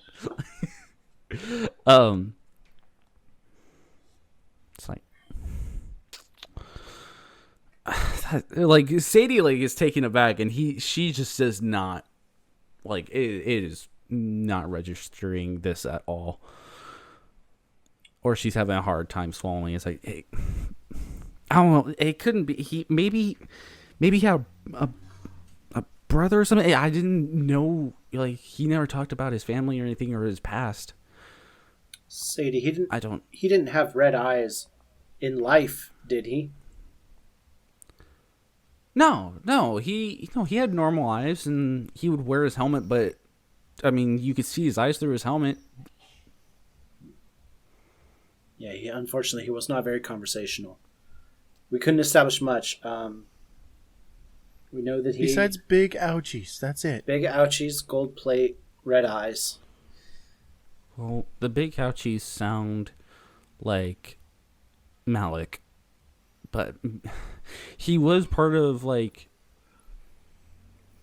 he was part of a, I don't remember what it was. It was like a priesthood or a cult or a guild or some sort that maybe he could have some other dealings with. Maybe he had some other members. Was his body ever recovered after you fought? No, we couldn't find it.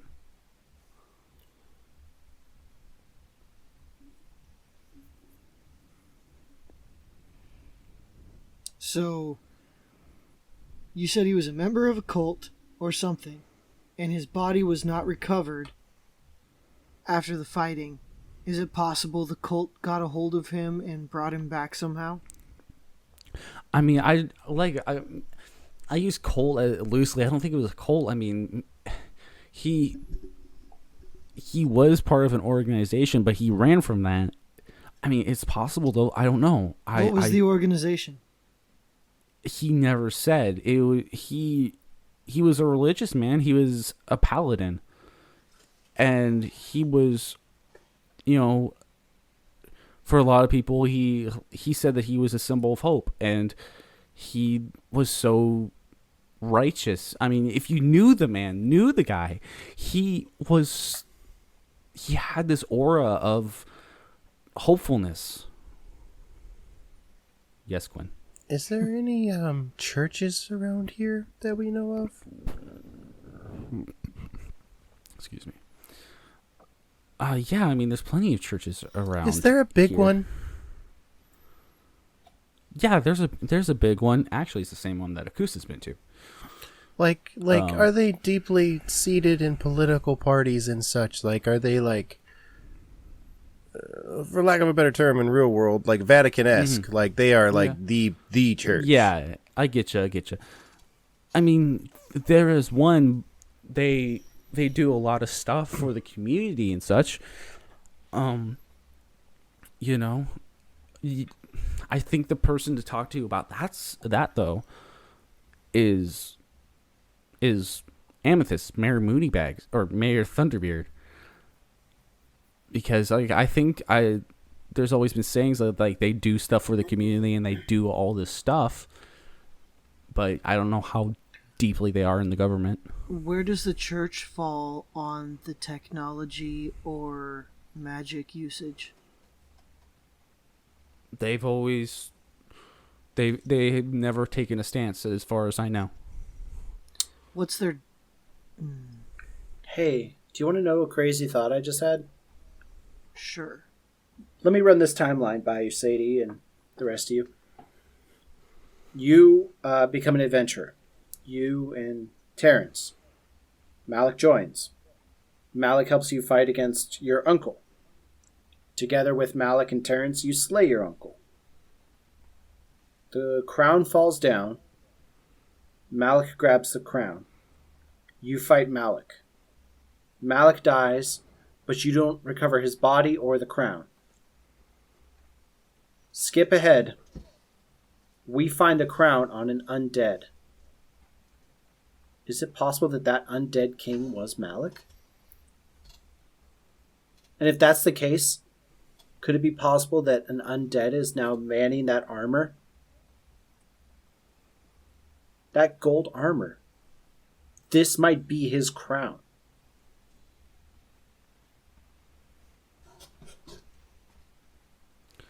I mean, it's possible. Go ahead and roll a history check, Mykos. 18 plus 5, 23. Okay.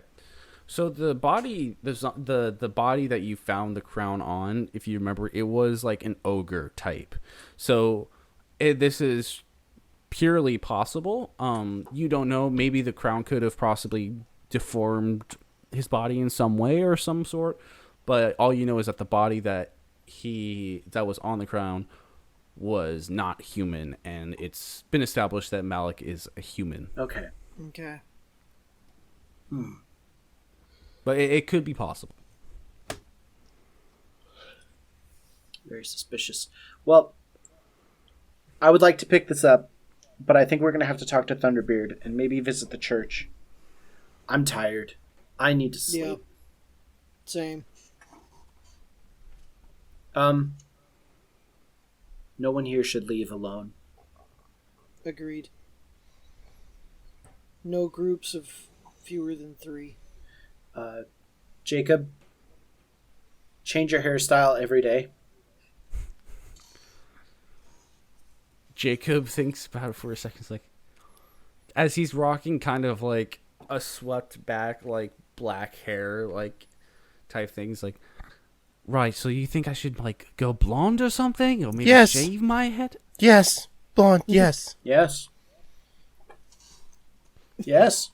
Gusto, yeah. Yes. Just nods. Good. And then Evie's like, I'll help him.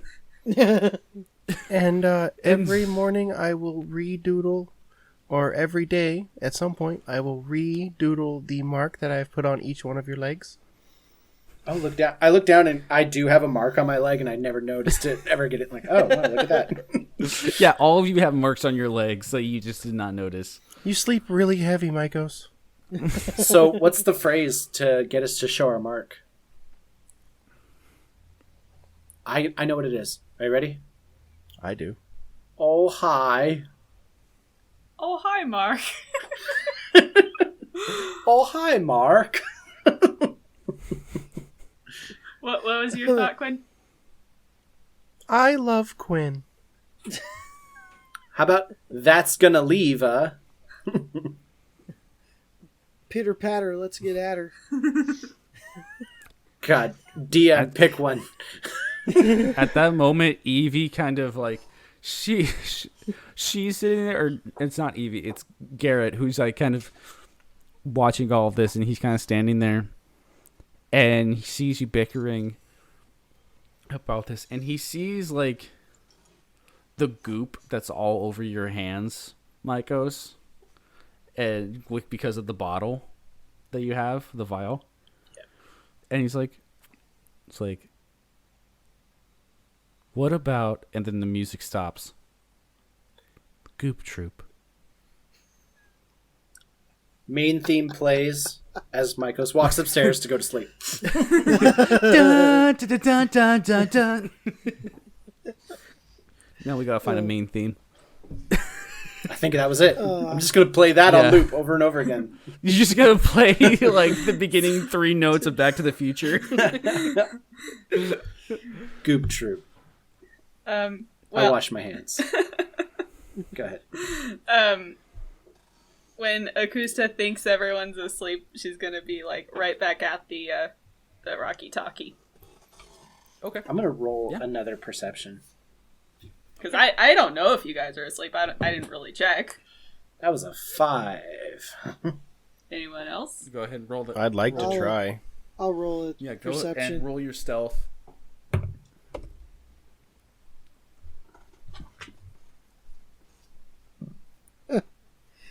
Ash is already asleep. I think I am too. What'd you get, Quinn? It's a nat 20 plus 2, 22. Yep. Yeah, you beat me.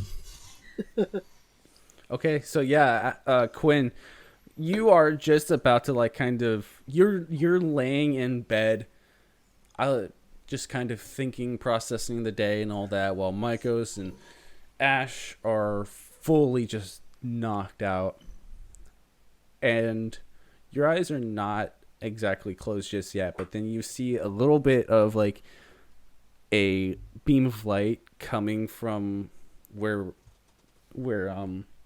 Akusta is, and you see she's on a Rocky Talkie. On what you seem to be, that she talked about before. Quinn, Or has she actually described that she has the Rocky Talkie? I don't think she has actually. I don't think so, no. Okay, so you've never seen her have this before. Quinn in his yellow booty short onesie pajamas Oh boy. takes a shoe from the floor and throws it at Akusta. Akusta's just like turns and shoots daggers at him and pushes send. Why are you awake? And why do you have a glowy Rocky Talkie? And Akusta holds it up like, oh, where did this come from? But since she's already let Quinn in on her little plan, she just shows him what's going on. So, communicating with Ragnar, trying to Yeah. persuade him. Yeah. Yeah, so you see a bunch of messages between Akusta and Ragnar, and it's basically kind of get to know you messages of you see Akusta trying to get Ragnar to open up, and him responding like with kind of either vague answers, or he goes to open up but then quickly kind of doubles back with the messages. Yeah. And you notice that and- Akusta's like style of texting is very like immature, like a teenager would. Yeah. Whereas her style Yeah. of writing is very proper. Yes, and it's the same for Ragnar as well, which is kind of confusing because, from what you've seen Ragnar, he's a big burly man, werewolf. His style is very immature as well. In fact, at whatever point, Akusta, if you want to send Luke screenshots of the messages or whatever, you can, so he can look at it. Yeah.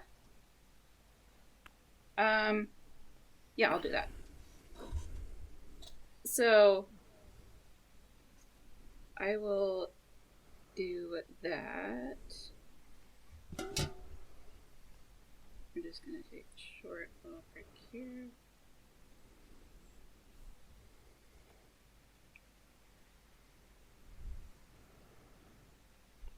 Or you know what? I can... Yeah, never mind. Oh, you know what's better? Is if we just add him to the chat.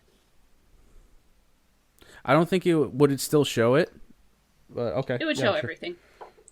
Okay, I'll add him to it then. Oh, yeah. You're right. It would. Yeah, it show. would delete it. Dang it. Okay. So yeah, it's basically them communicating and her trying to get him to open up and such, Yeah. and him not really. So One thing that you do notice is that you're not necessarily. She tries to get him to disclose his age, but he never specifically says. But from what you could be guessing is that he might be over 100 years old. yeah, he was like a real creep about it. Mm-hmm. Like I asked, seeing as I don't have any ties to this city, I don't know anything about what it was like before Thunderbeard. So, what was life like for you back then? I assume it was before your incident with Moneybags. I hope I'm not being too personal. Just trying to get excited about the cause, you know? And yeah, go ahead. He responded, and he was like, "Thunderbeard, is a Just symbol." Screenshot and send it so I could read it. Yeah, it's taking too long. Yeah, she's doing it, but it's taking so long, Lucas. Oh. So fine, we can take a moment to pause, and she can do that. I just have a question for you, Augusta. Yes. I haven't seen the messages yet, but do you add very many emojis?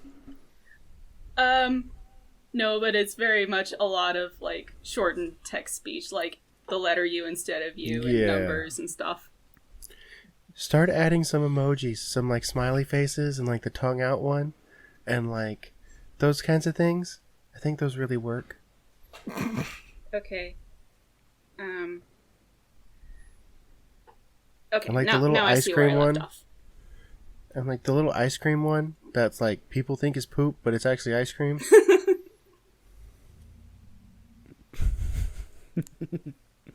The poop emoji is not poop, it's ice cream. Yeah, it's chocolate. It's chocolate. Okay, so let me see what I can do here.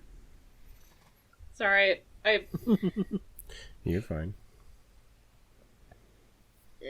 Sorry if it's boring for the other two people here. Oh, it's all Okay. good. They're not people. Ew. Okay. So, I wanted to let everyone in on this, but okay. Well then, hell, I guess.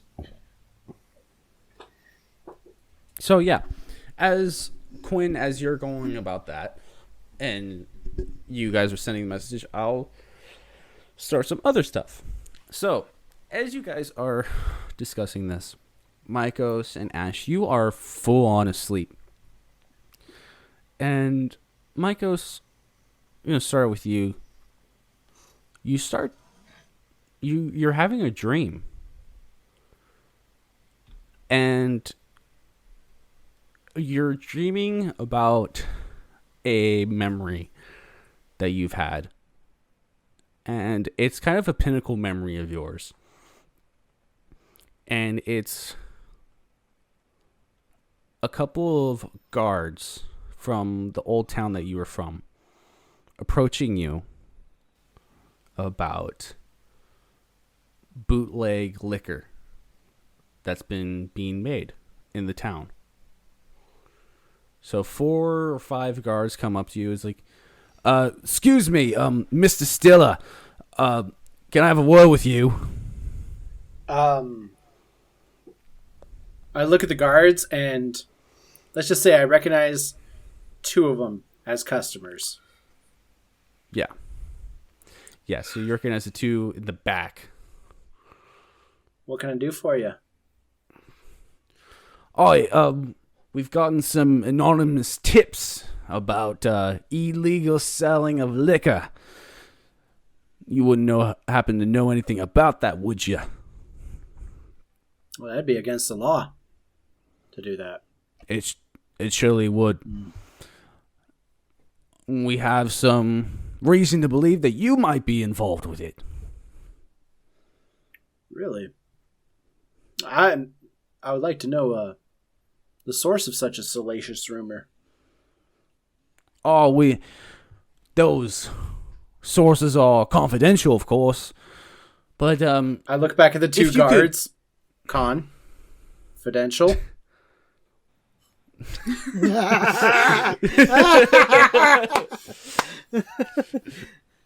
and they immediately are just like shifting a little bit, just like I don't know what he's talking about.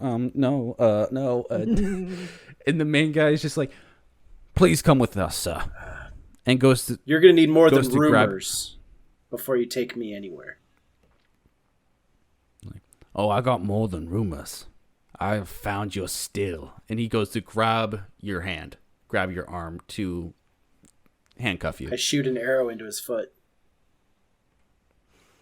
So you shoot the arrow into his foot, and you hear him let out a huge scream, just ah! And the dream ends right there. Now, we'll cut to Ash. You're having a dream. And it's also kind of a familiar memory to you as well. Okay. You've never specifically you were in this situation a lot. And growing up, your family used to be important and be in a lot of bigger circles and such. But as you've gotten older, your family has maybe lost a little bit of its reputation or, a little bit of its money. So you're not as popular. Mm-hmm. So you are in this dream and you were in the back of a horse carriage with your parents. And your dad is sitting there shifting. He's in an old suit that he's been wearing for the past, it's the same old suit he's been wearing for the past 10 or 15 years. You are about maybe 16 or 15. Your mother is wearing the nicest dress that she could find. And you are wearing an old suit that you're almost grown out of. It was hand-me-down from my older brother. Yes, exactly. Yeah, it's a hand-me-down. There's some maybe some a little bit of stains in there. The shoes that you're wearing are not yours. They are also a hand-me-down from your brother, so they may be a little bit too big for you. So they kind of flop a little bit. And you are about to pull up to a nice fancy gala for some sort of charity or another. And your parents are like, okay, Ash, you ready for this? We gotta be presentable and be the really make a good name for ourselves. Yeah. Okay. Oh, come on. Your mom's like, come on, Ash, don't do that. We got invited to this, and we are so lucky to do it. We just gotta be the best that we can be. Okay, I'll try. Thank you. Now, just don't cause any trouble, and don't try to sneak out or anything, okay? Okay, you have my word. I will not try to sneak out of the building. Let me see your hands. Okay. And your dad is fiddling, he is flipping through some conversation starter cards or whatever, just kind of looking through. And he's kind of shaking because he's not very much of a people person, but he's an inventor, He's like, yeah, okay. And you pull up, and you get out, and there's people, reporters and stuff, taking notes. And your mother's like, okay, here we go, showtime. And you guys step out of the carriage. And you make your way into the ball, into the, shindig, and you look around, and you are wearing the cheapest suit here. And there are people kind of looking at you of like, it's like, who, like almost kind of like, who let him in here? Who's this guy?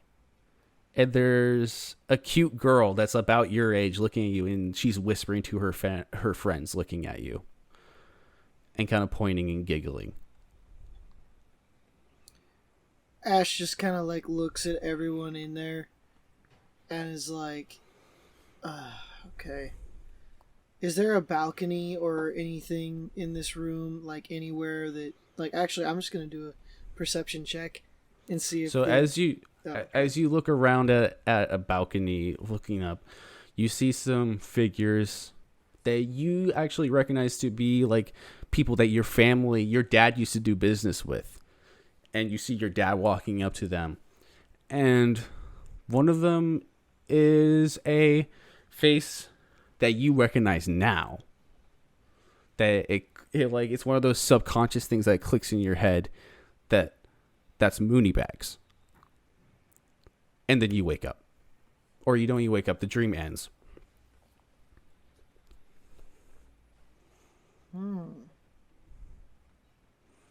So,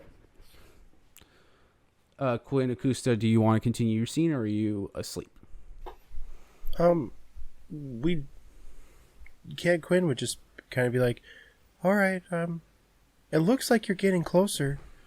Just keep chipping away at him. I won't say anything to anyone else if you don't want me to, but just know that, if you need to let anyone else know that we got you back. She says, thanks, but that last message? What the hell do I say to that? The last one, you know what? I think the last one... Do you think he's talking about the arena? Probably. You just say laying in bed, lols. LOLZ. Or LULZ. Laying in bed, lols. That's not what I like to do for fun. Okay. Oh, I didn't read. I thought that was a "What are you doing?" message, not a "What do you like to do for fun?" Yeah. I didn't see that first part. That's my apologies. Yeah. But yeah, you could say knitting, soap making. It's like, could I just spin it to make it like he's talking about sports and not just like a freaking bloodbath? It's like, oh yeah, I can relate. I like sports too, kind of. Or yeah, you could bring up the fact that you used to play polo back in your hometown. Oh, that's a good idea. I think I'll do that. Because my goal here is, okay, my thought is, if you grow up around violence, it's normal. It's just, you don't think anything else of it. I didn't grow up around that stuff, and I'm very uncomfortable with that. So, like, maybe what I can do is to just show him that, like, there's a way to be peaceful, and, like, you don't have to be living in this atmosphere of violence and secrecy and all this scary stuff. It doesn't have to be that way. Maybe that's the thing. That's not a bad way to go about it. Almost like introduce some normalcy, bring it up about like, hey, I like these things that don't involve, killing each other and having people dying. Yeah, that's true. I'm glad I can talk to you about this stuff because that one threw me for a loop. Yeah, he seems like a really weird freaking dude, and don't get me wrong, he's a creep. Yeah, super creep. But if you need anything, let us know. We got your back. Code word for me if everything goes completely sideways is wow, sky is red. Okay. So wow, the sky is red. That means that shit's gone sideways. Okay. I'll remember that. Wait, is that the code word for her to use to you? Yeah. She doesn't speak out loud. She talks to you through your head. So That's no totally one else fine. can hear. That's fine. It's just for me. And then I can pass it to the other party. Okay. I just want thought it some was like a Bachlet- secret code a secret code that no one else knew. By its nature, it's directly in your head. It's like pretty secretive. But I mean, it's pretty secretive, but also the fact I know that let that in because I have the ring of shielding, and no one can communicate with me telepathically unless I let them. I'm gonna say for just reference that you keep kind of like the door open for Akusta, That's fair. like you, everything else and all that. It's like Wes is the gatekeeper, but he just knows to constantly be looking out for Akusta. It's like, oh, this one, all right. Exactly. But yeah, and after that, I think Quinn would go right back to sleep. Like, okay, night-night.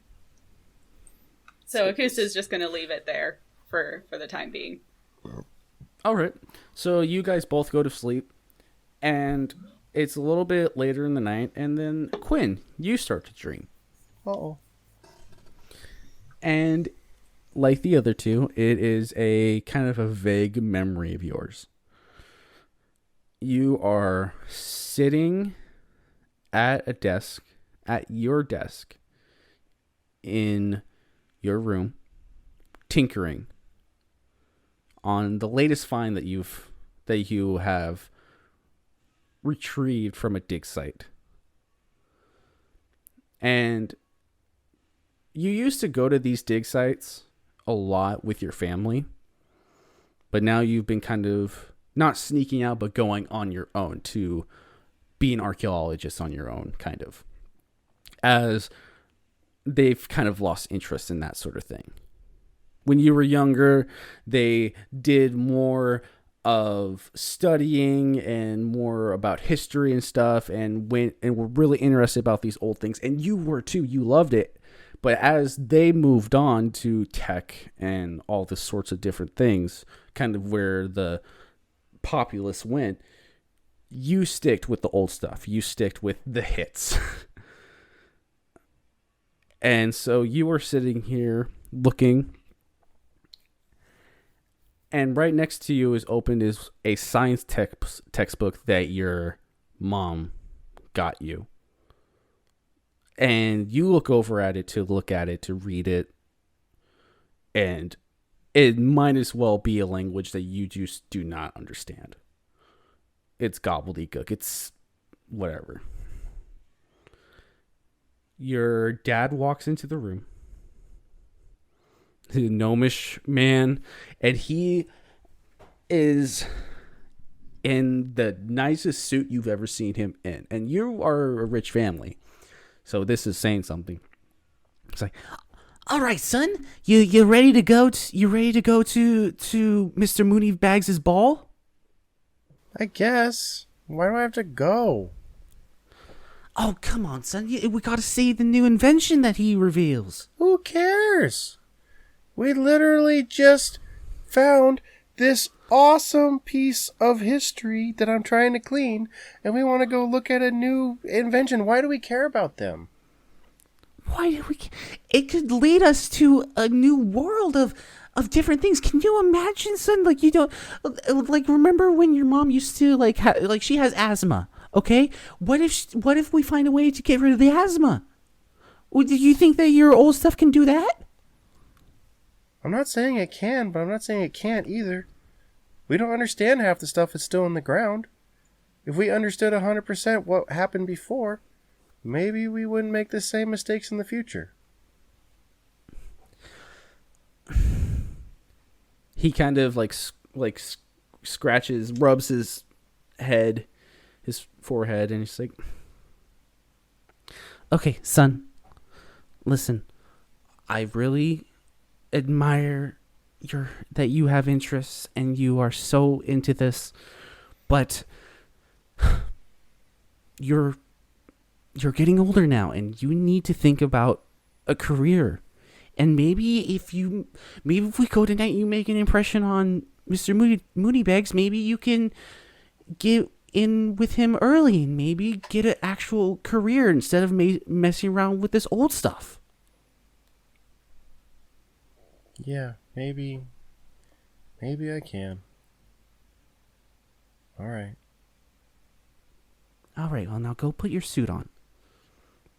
All right. And the dream ends.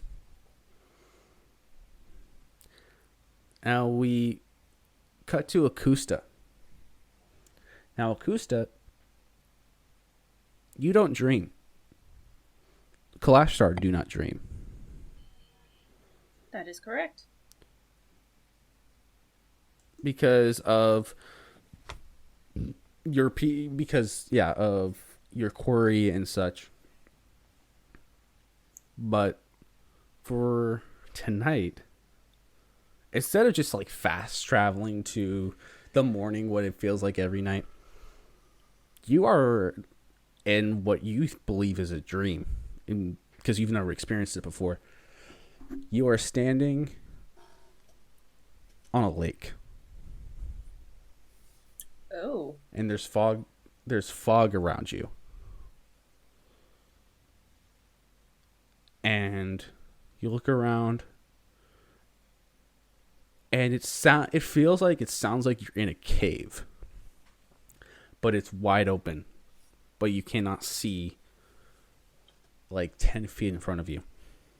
Standing in some pea soup. Yeah, yeah, exactly. And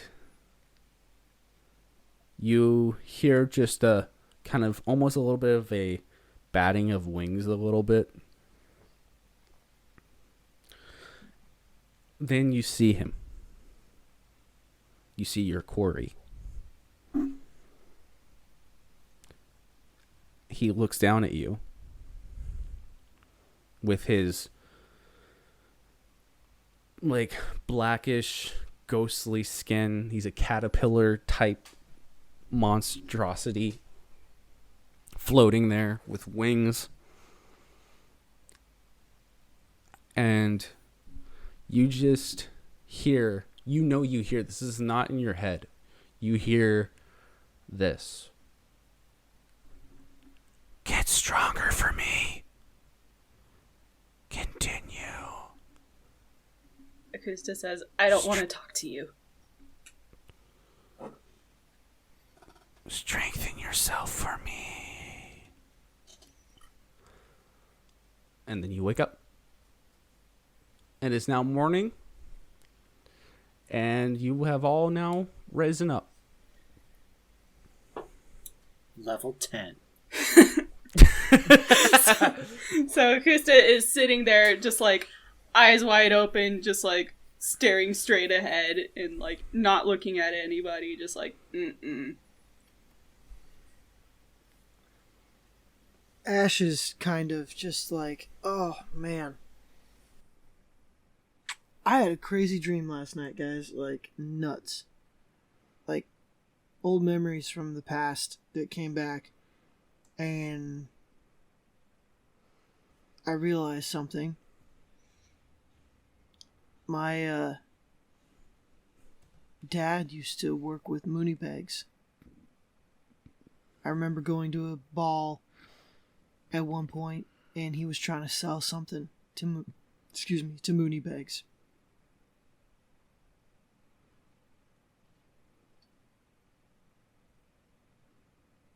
Sounds like you had a rough night. Yeah, it was crazy. Micos doesn't talk about it. He's just going to go and sit at his little dresser top laboratory and start studying some of the goop he's collected. If we ever run into Mooney bags again, I might show him that ring and see if that gets us any kind of like, I don't know, familiar goodwill with some information, maybe. I'm going to have to ask him about my dad.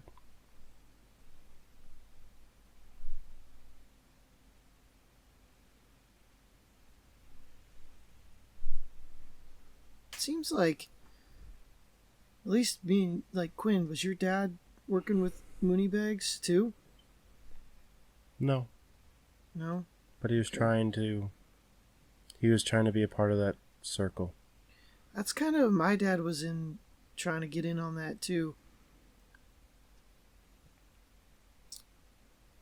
Do you think Mooney bags put this council together? My dad was an inventor. What did your dad do?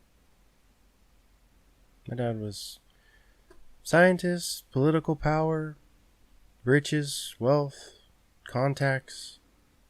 He knew people. That's what they did.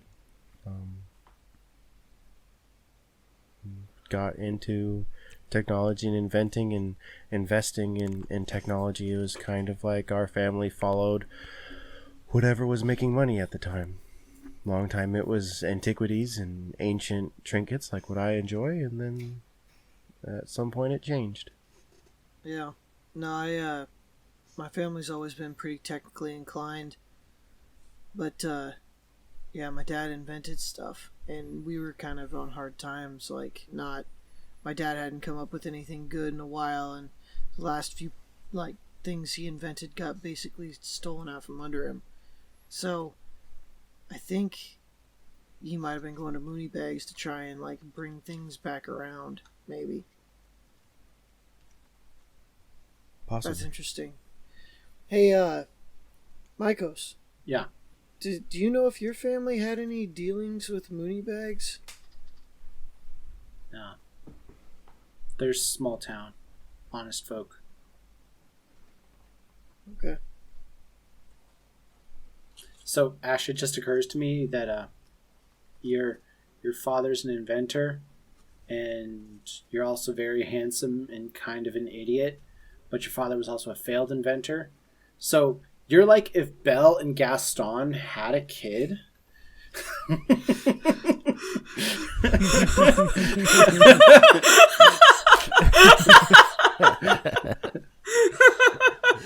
Love it. So Yeah. Yeah. Call me Anthony Stark. I'm the Wish version of Tony Stark.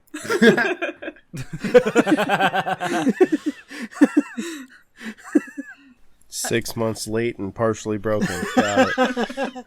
Oh. You know, that's actually a pretty good description. Augusta turns slowly and just kind of like stares at them and just signs, "Dreams are what you aspire to, right?" Not necessarily. At least not for me. So Dreams can be reminders of many things. Dreams can be reminders of your past, could be reminders of your failures, could be reminders of what you aspire to be, and could be reminders of what you dread to be. Mm-hmm. when I hear people talking about following their dreams, they don't mean a story that happens at night, do they? That really depends. Some people get their inspiration from that, but most people, when they colloquially say, follow your dreams, it means follow your aspirations. The thing you want to do. The thing that you think might not even be possible, but you're going to try anyways. That's what people generally mean when they say, follow your dreams. It's shoot high. Shoot for the stars. So Akusta considers that a moment, and then she says, "A nightmare is a bad situation, isn't it? Like, This is a nightmare scenario? Mm-hmm. Is that like the opposite of a story that happens at night?" Yeah, can Yeah. be. Like I said, reminders of what you don't want to be. She just like kind of stares into the distance and signs, "I think I had one of those." Those are never fun, and it can be very unsettling. She says, "You don't understand. That's never happened to me.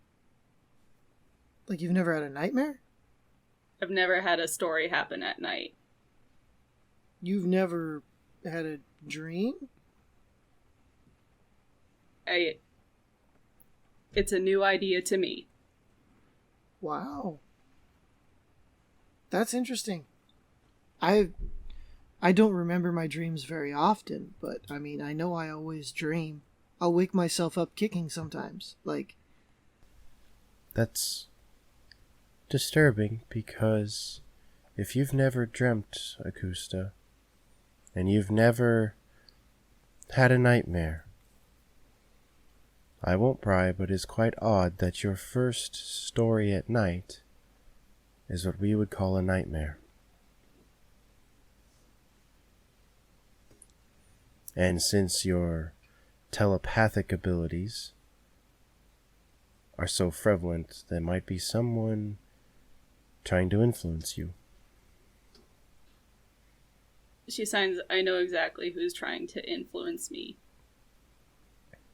And he's a part of me, a part of my family, and I can't get rid of him.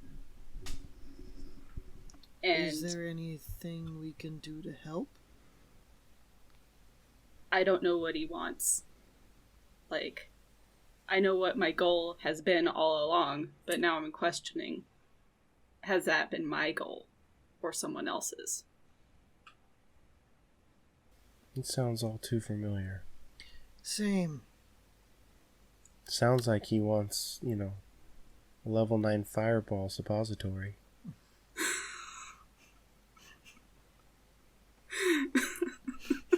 Mykos makes a note of another research project he needs to look into.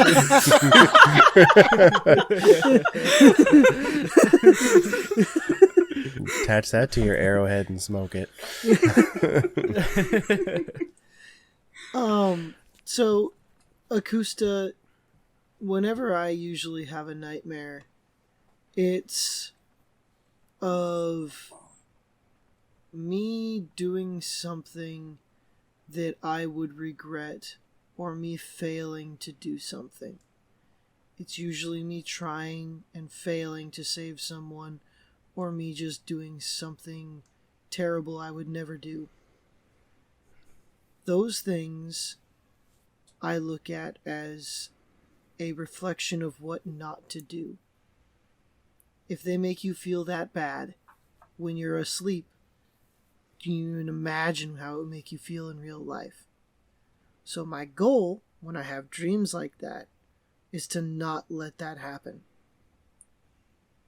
So, Akusta considers that and says, so your nightmares are about things that you wouldn't want to do and dreams that you're failing, nightmares of failing. Yeah, failing to save my friends, failing to stop something horrible from happening, or me doing horrible things and not understanding why I'm doing them and not being able to stop. Those are the worst. Akusta says, then my life is a nightmare because I've been failing at everything I've tried to do. Congratulations, you've just become an adult.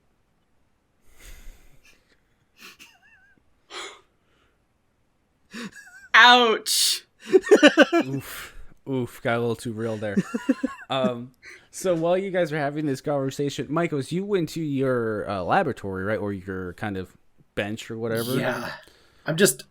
I got beakers and Bunsen burners up on top of a dresser, and I'm just working on top of that. Yeah. So, like, this conversation Yeah. is sort of in the background. Is it like a super boring conversation to you? No, if anything, I kind of catch myself a couple times just going in circles on my research because I'm listening, and some words are hitting harder than I'd admit. Yeah. But Well, Mykos, as you're doing that,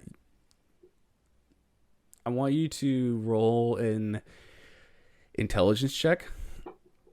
I like doing those.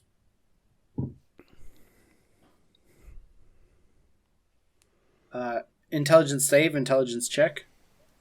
Yeah, just a check. Just a check. 7. Sounds about right, actually. I'm getting just so distracted. Yeah. So basically, you go to you're listening to this conversation. You're like, you know what? I'm gonna start working on the arrowhead on the focus thing, and I'm gonna start doing that and see if I can get it to be more optimized. But you just can't get into it. You can't. You're too distracted by the conversation and your dream. Yeah. That tracks. I do drop off. I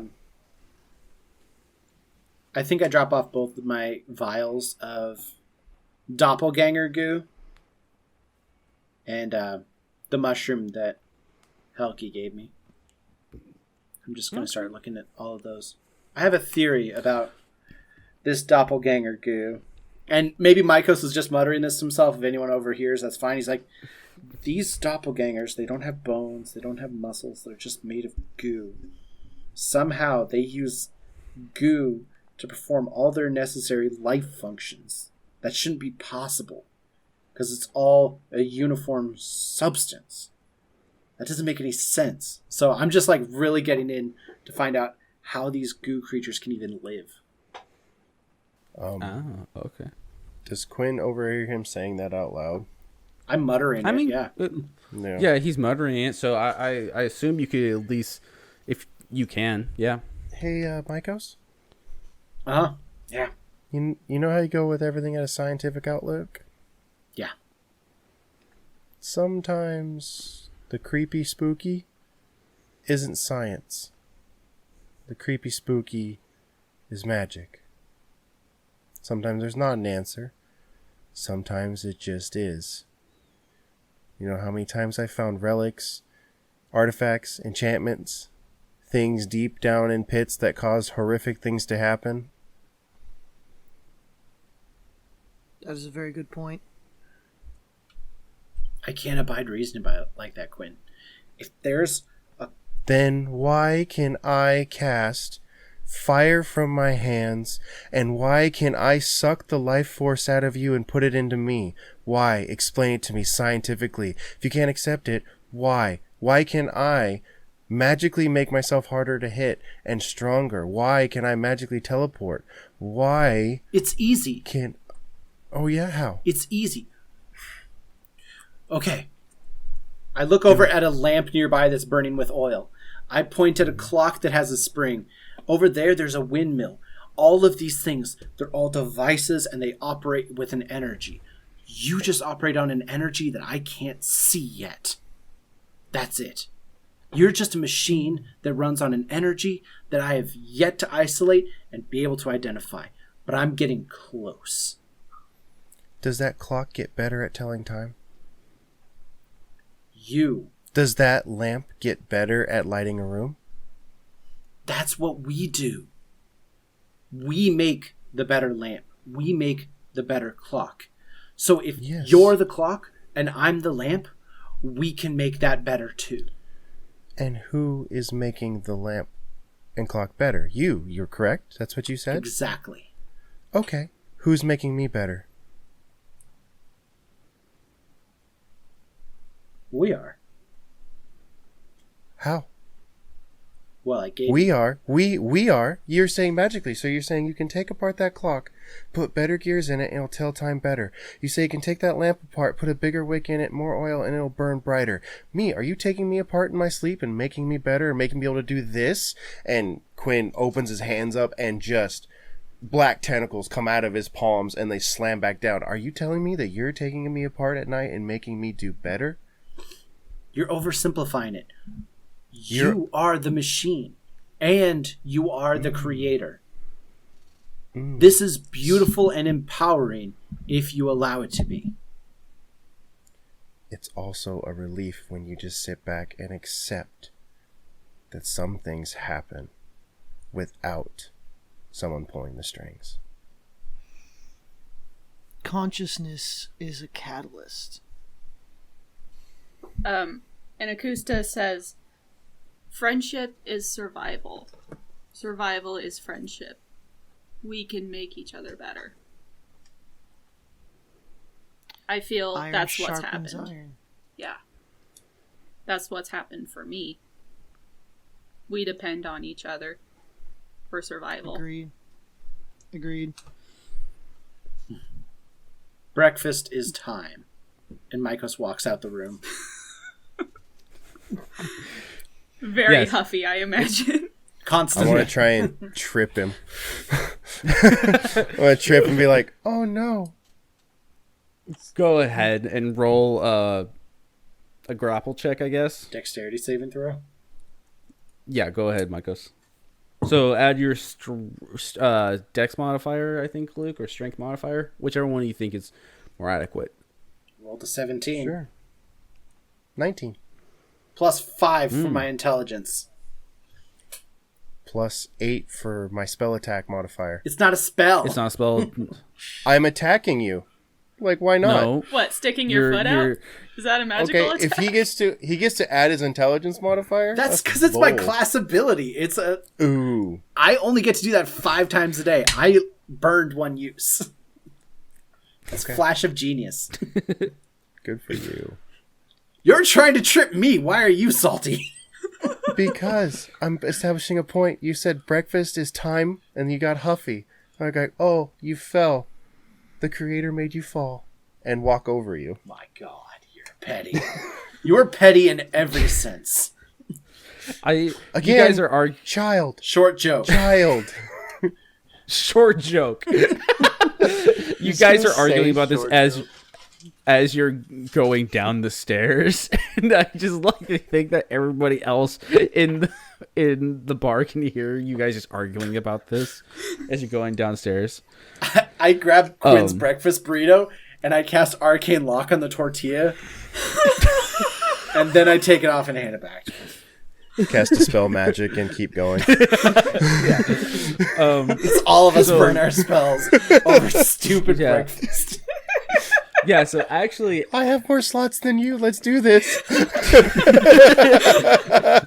at this moment, actually, you go downstairs and you're expecting like the normal breakfast burritos, but Garrett is standing there with an apron and he made you all breakfast.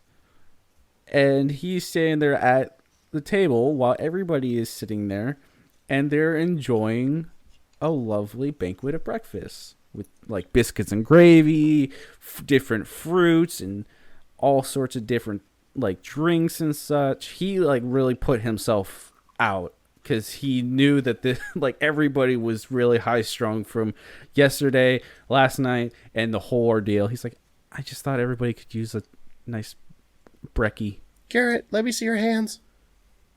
He holds up his hands and he's already bleeding. He's like, I did another oopsie. I'll fix. I got it. another roll off or whatever. You get it. You beat him. Like he kind of lets you do it. He's like, oh no. He doesn't want to waste his spell slot. So good. Lycos arranges a shot glass of espresso and a shot glass of whole milk, and then he licks the back of his hand and pours sugar on it.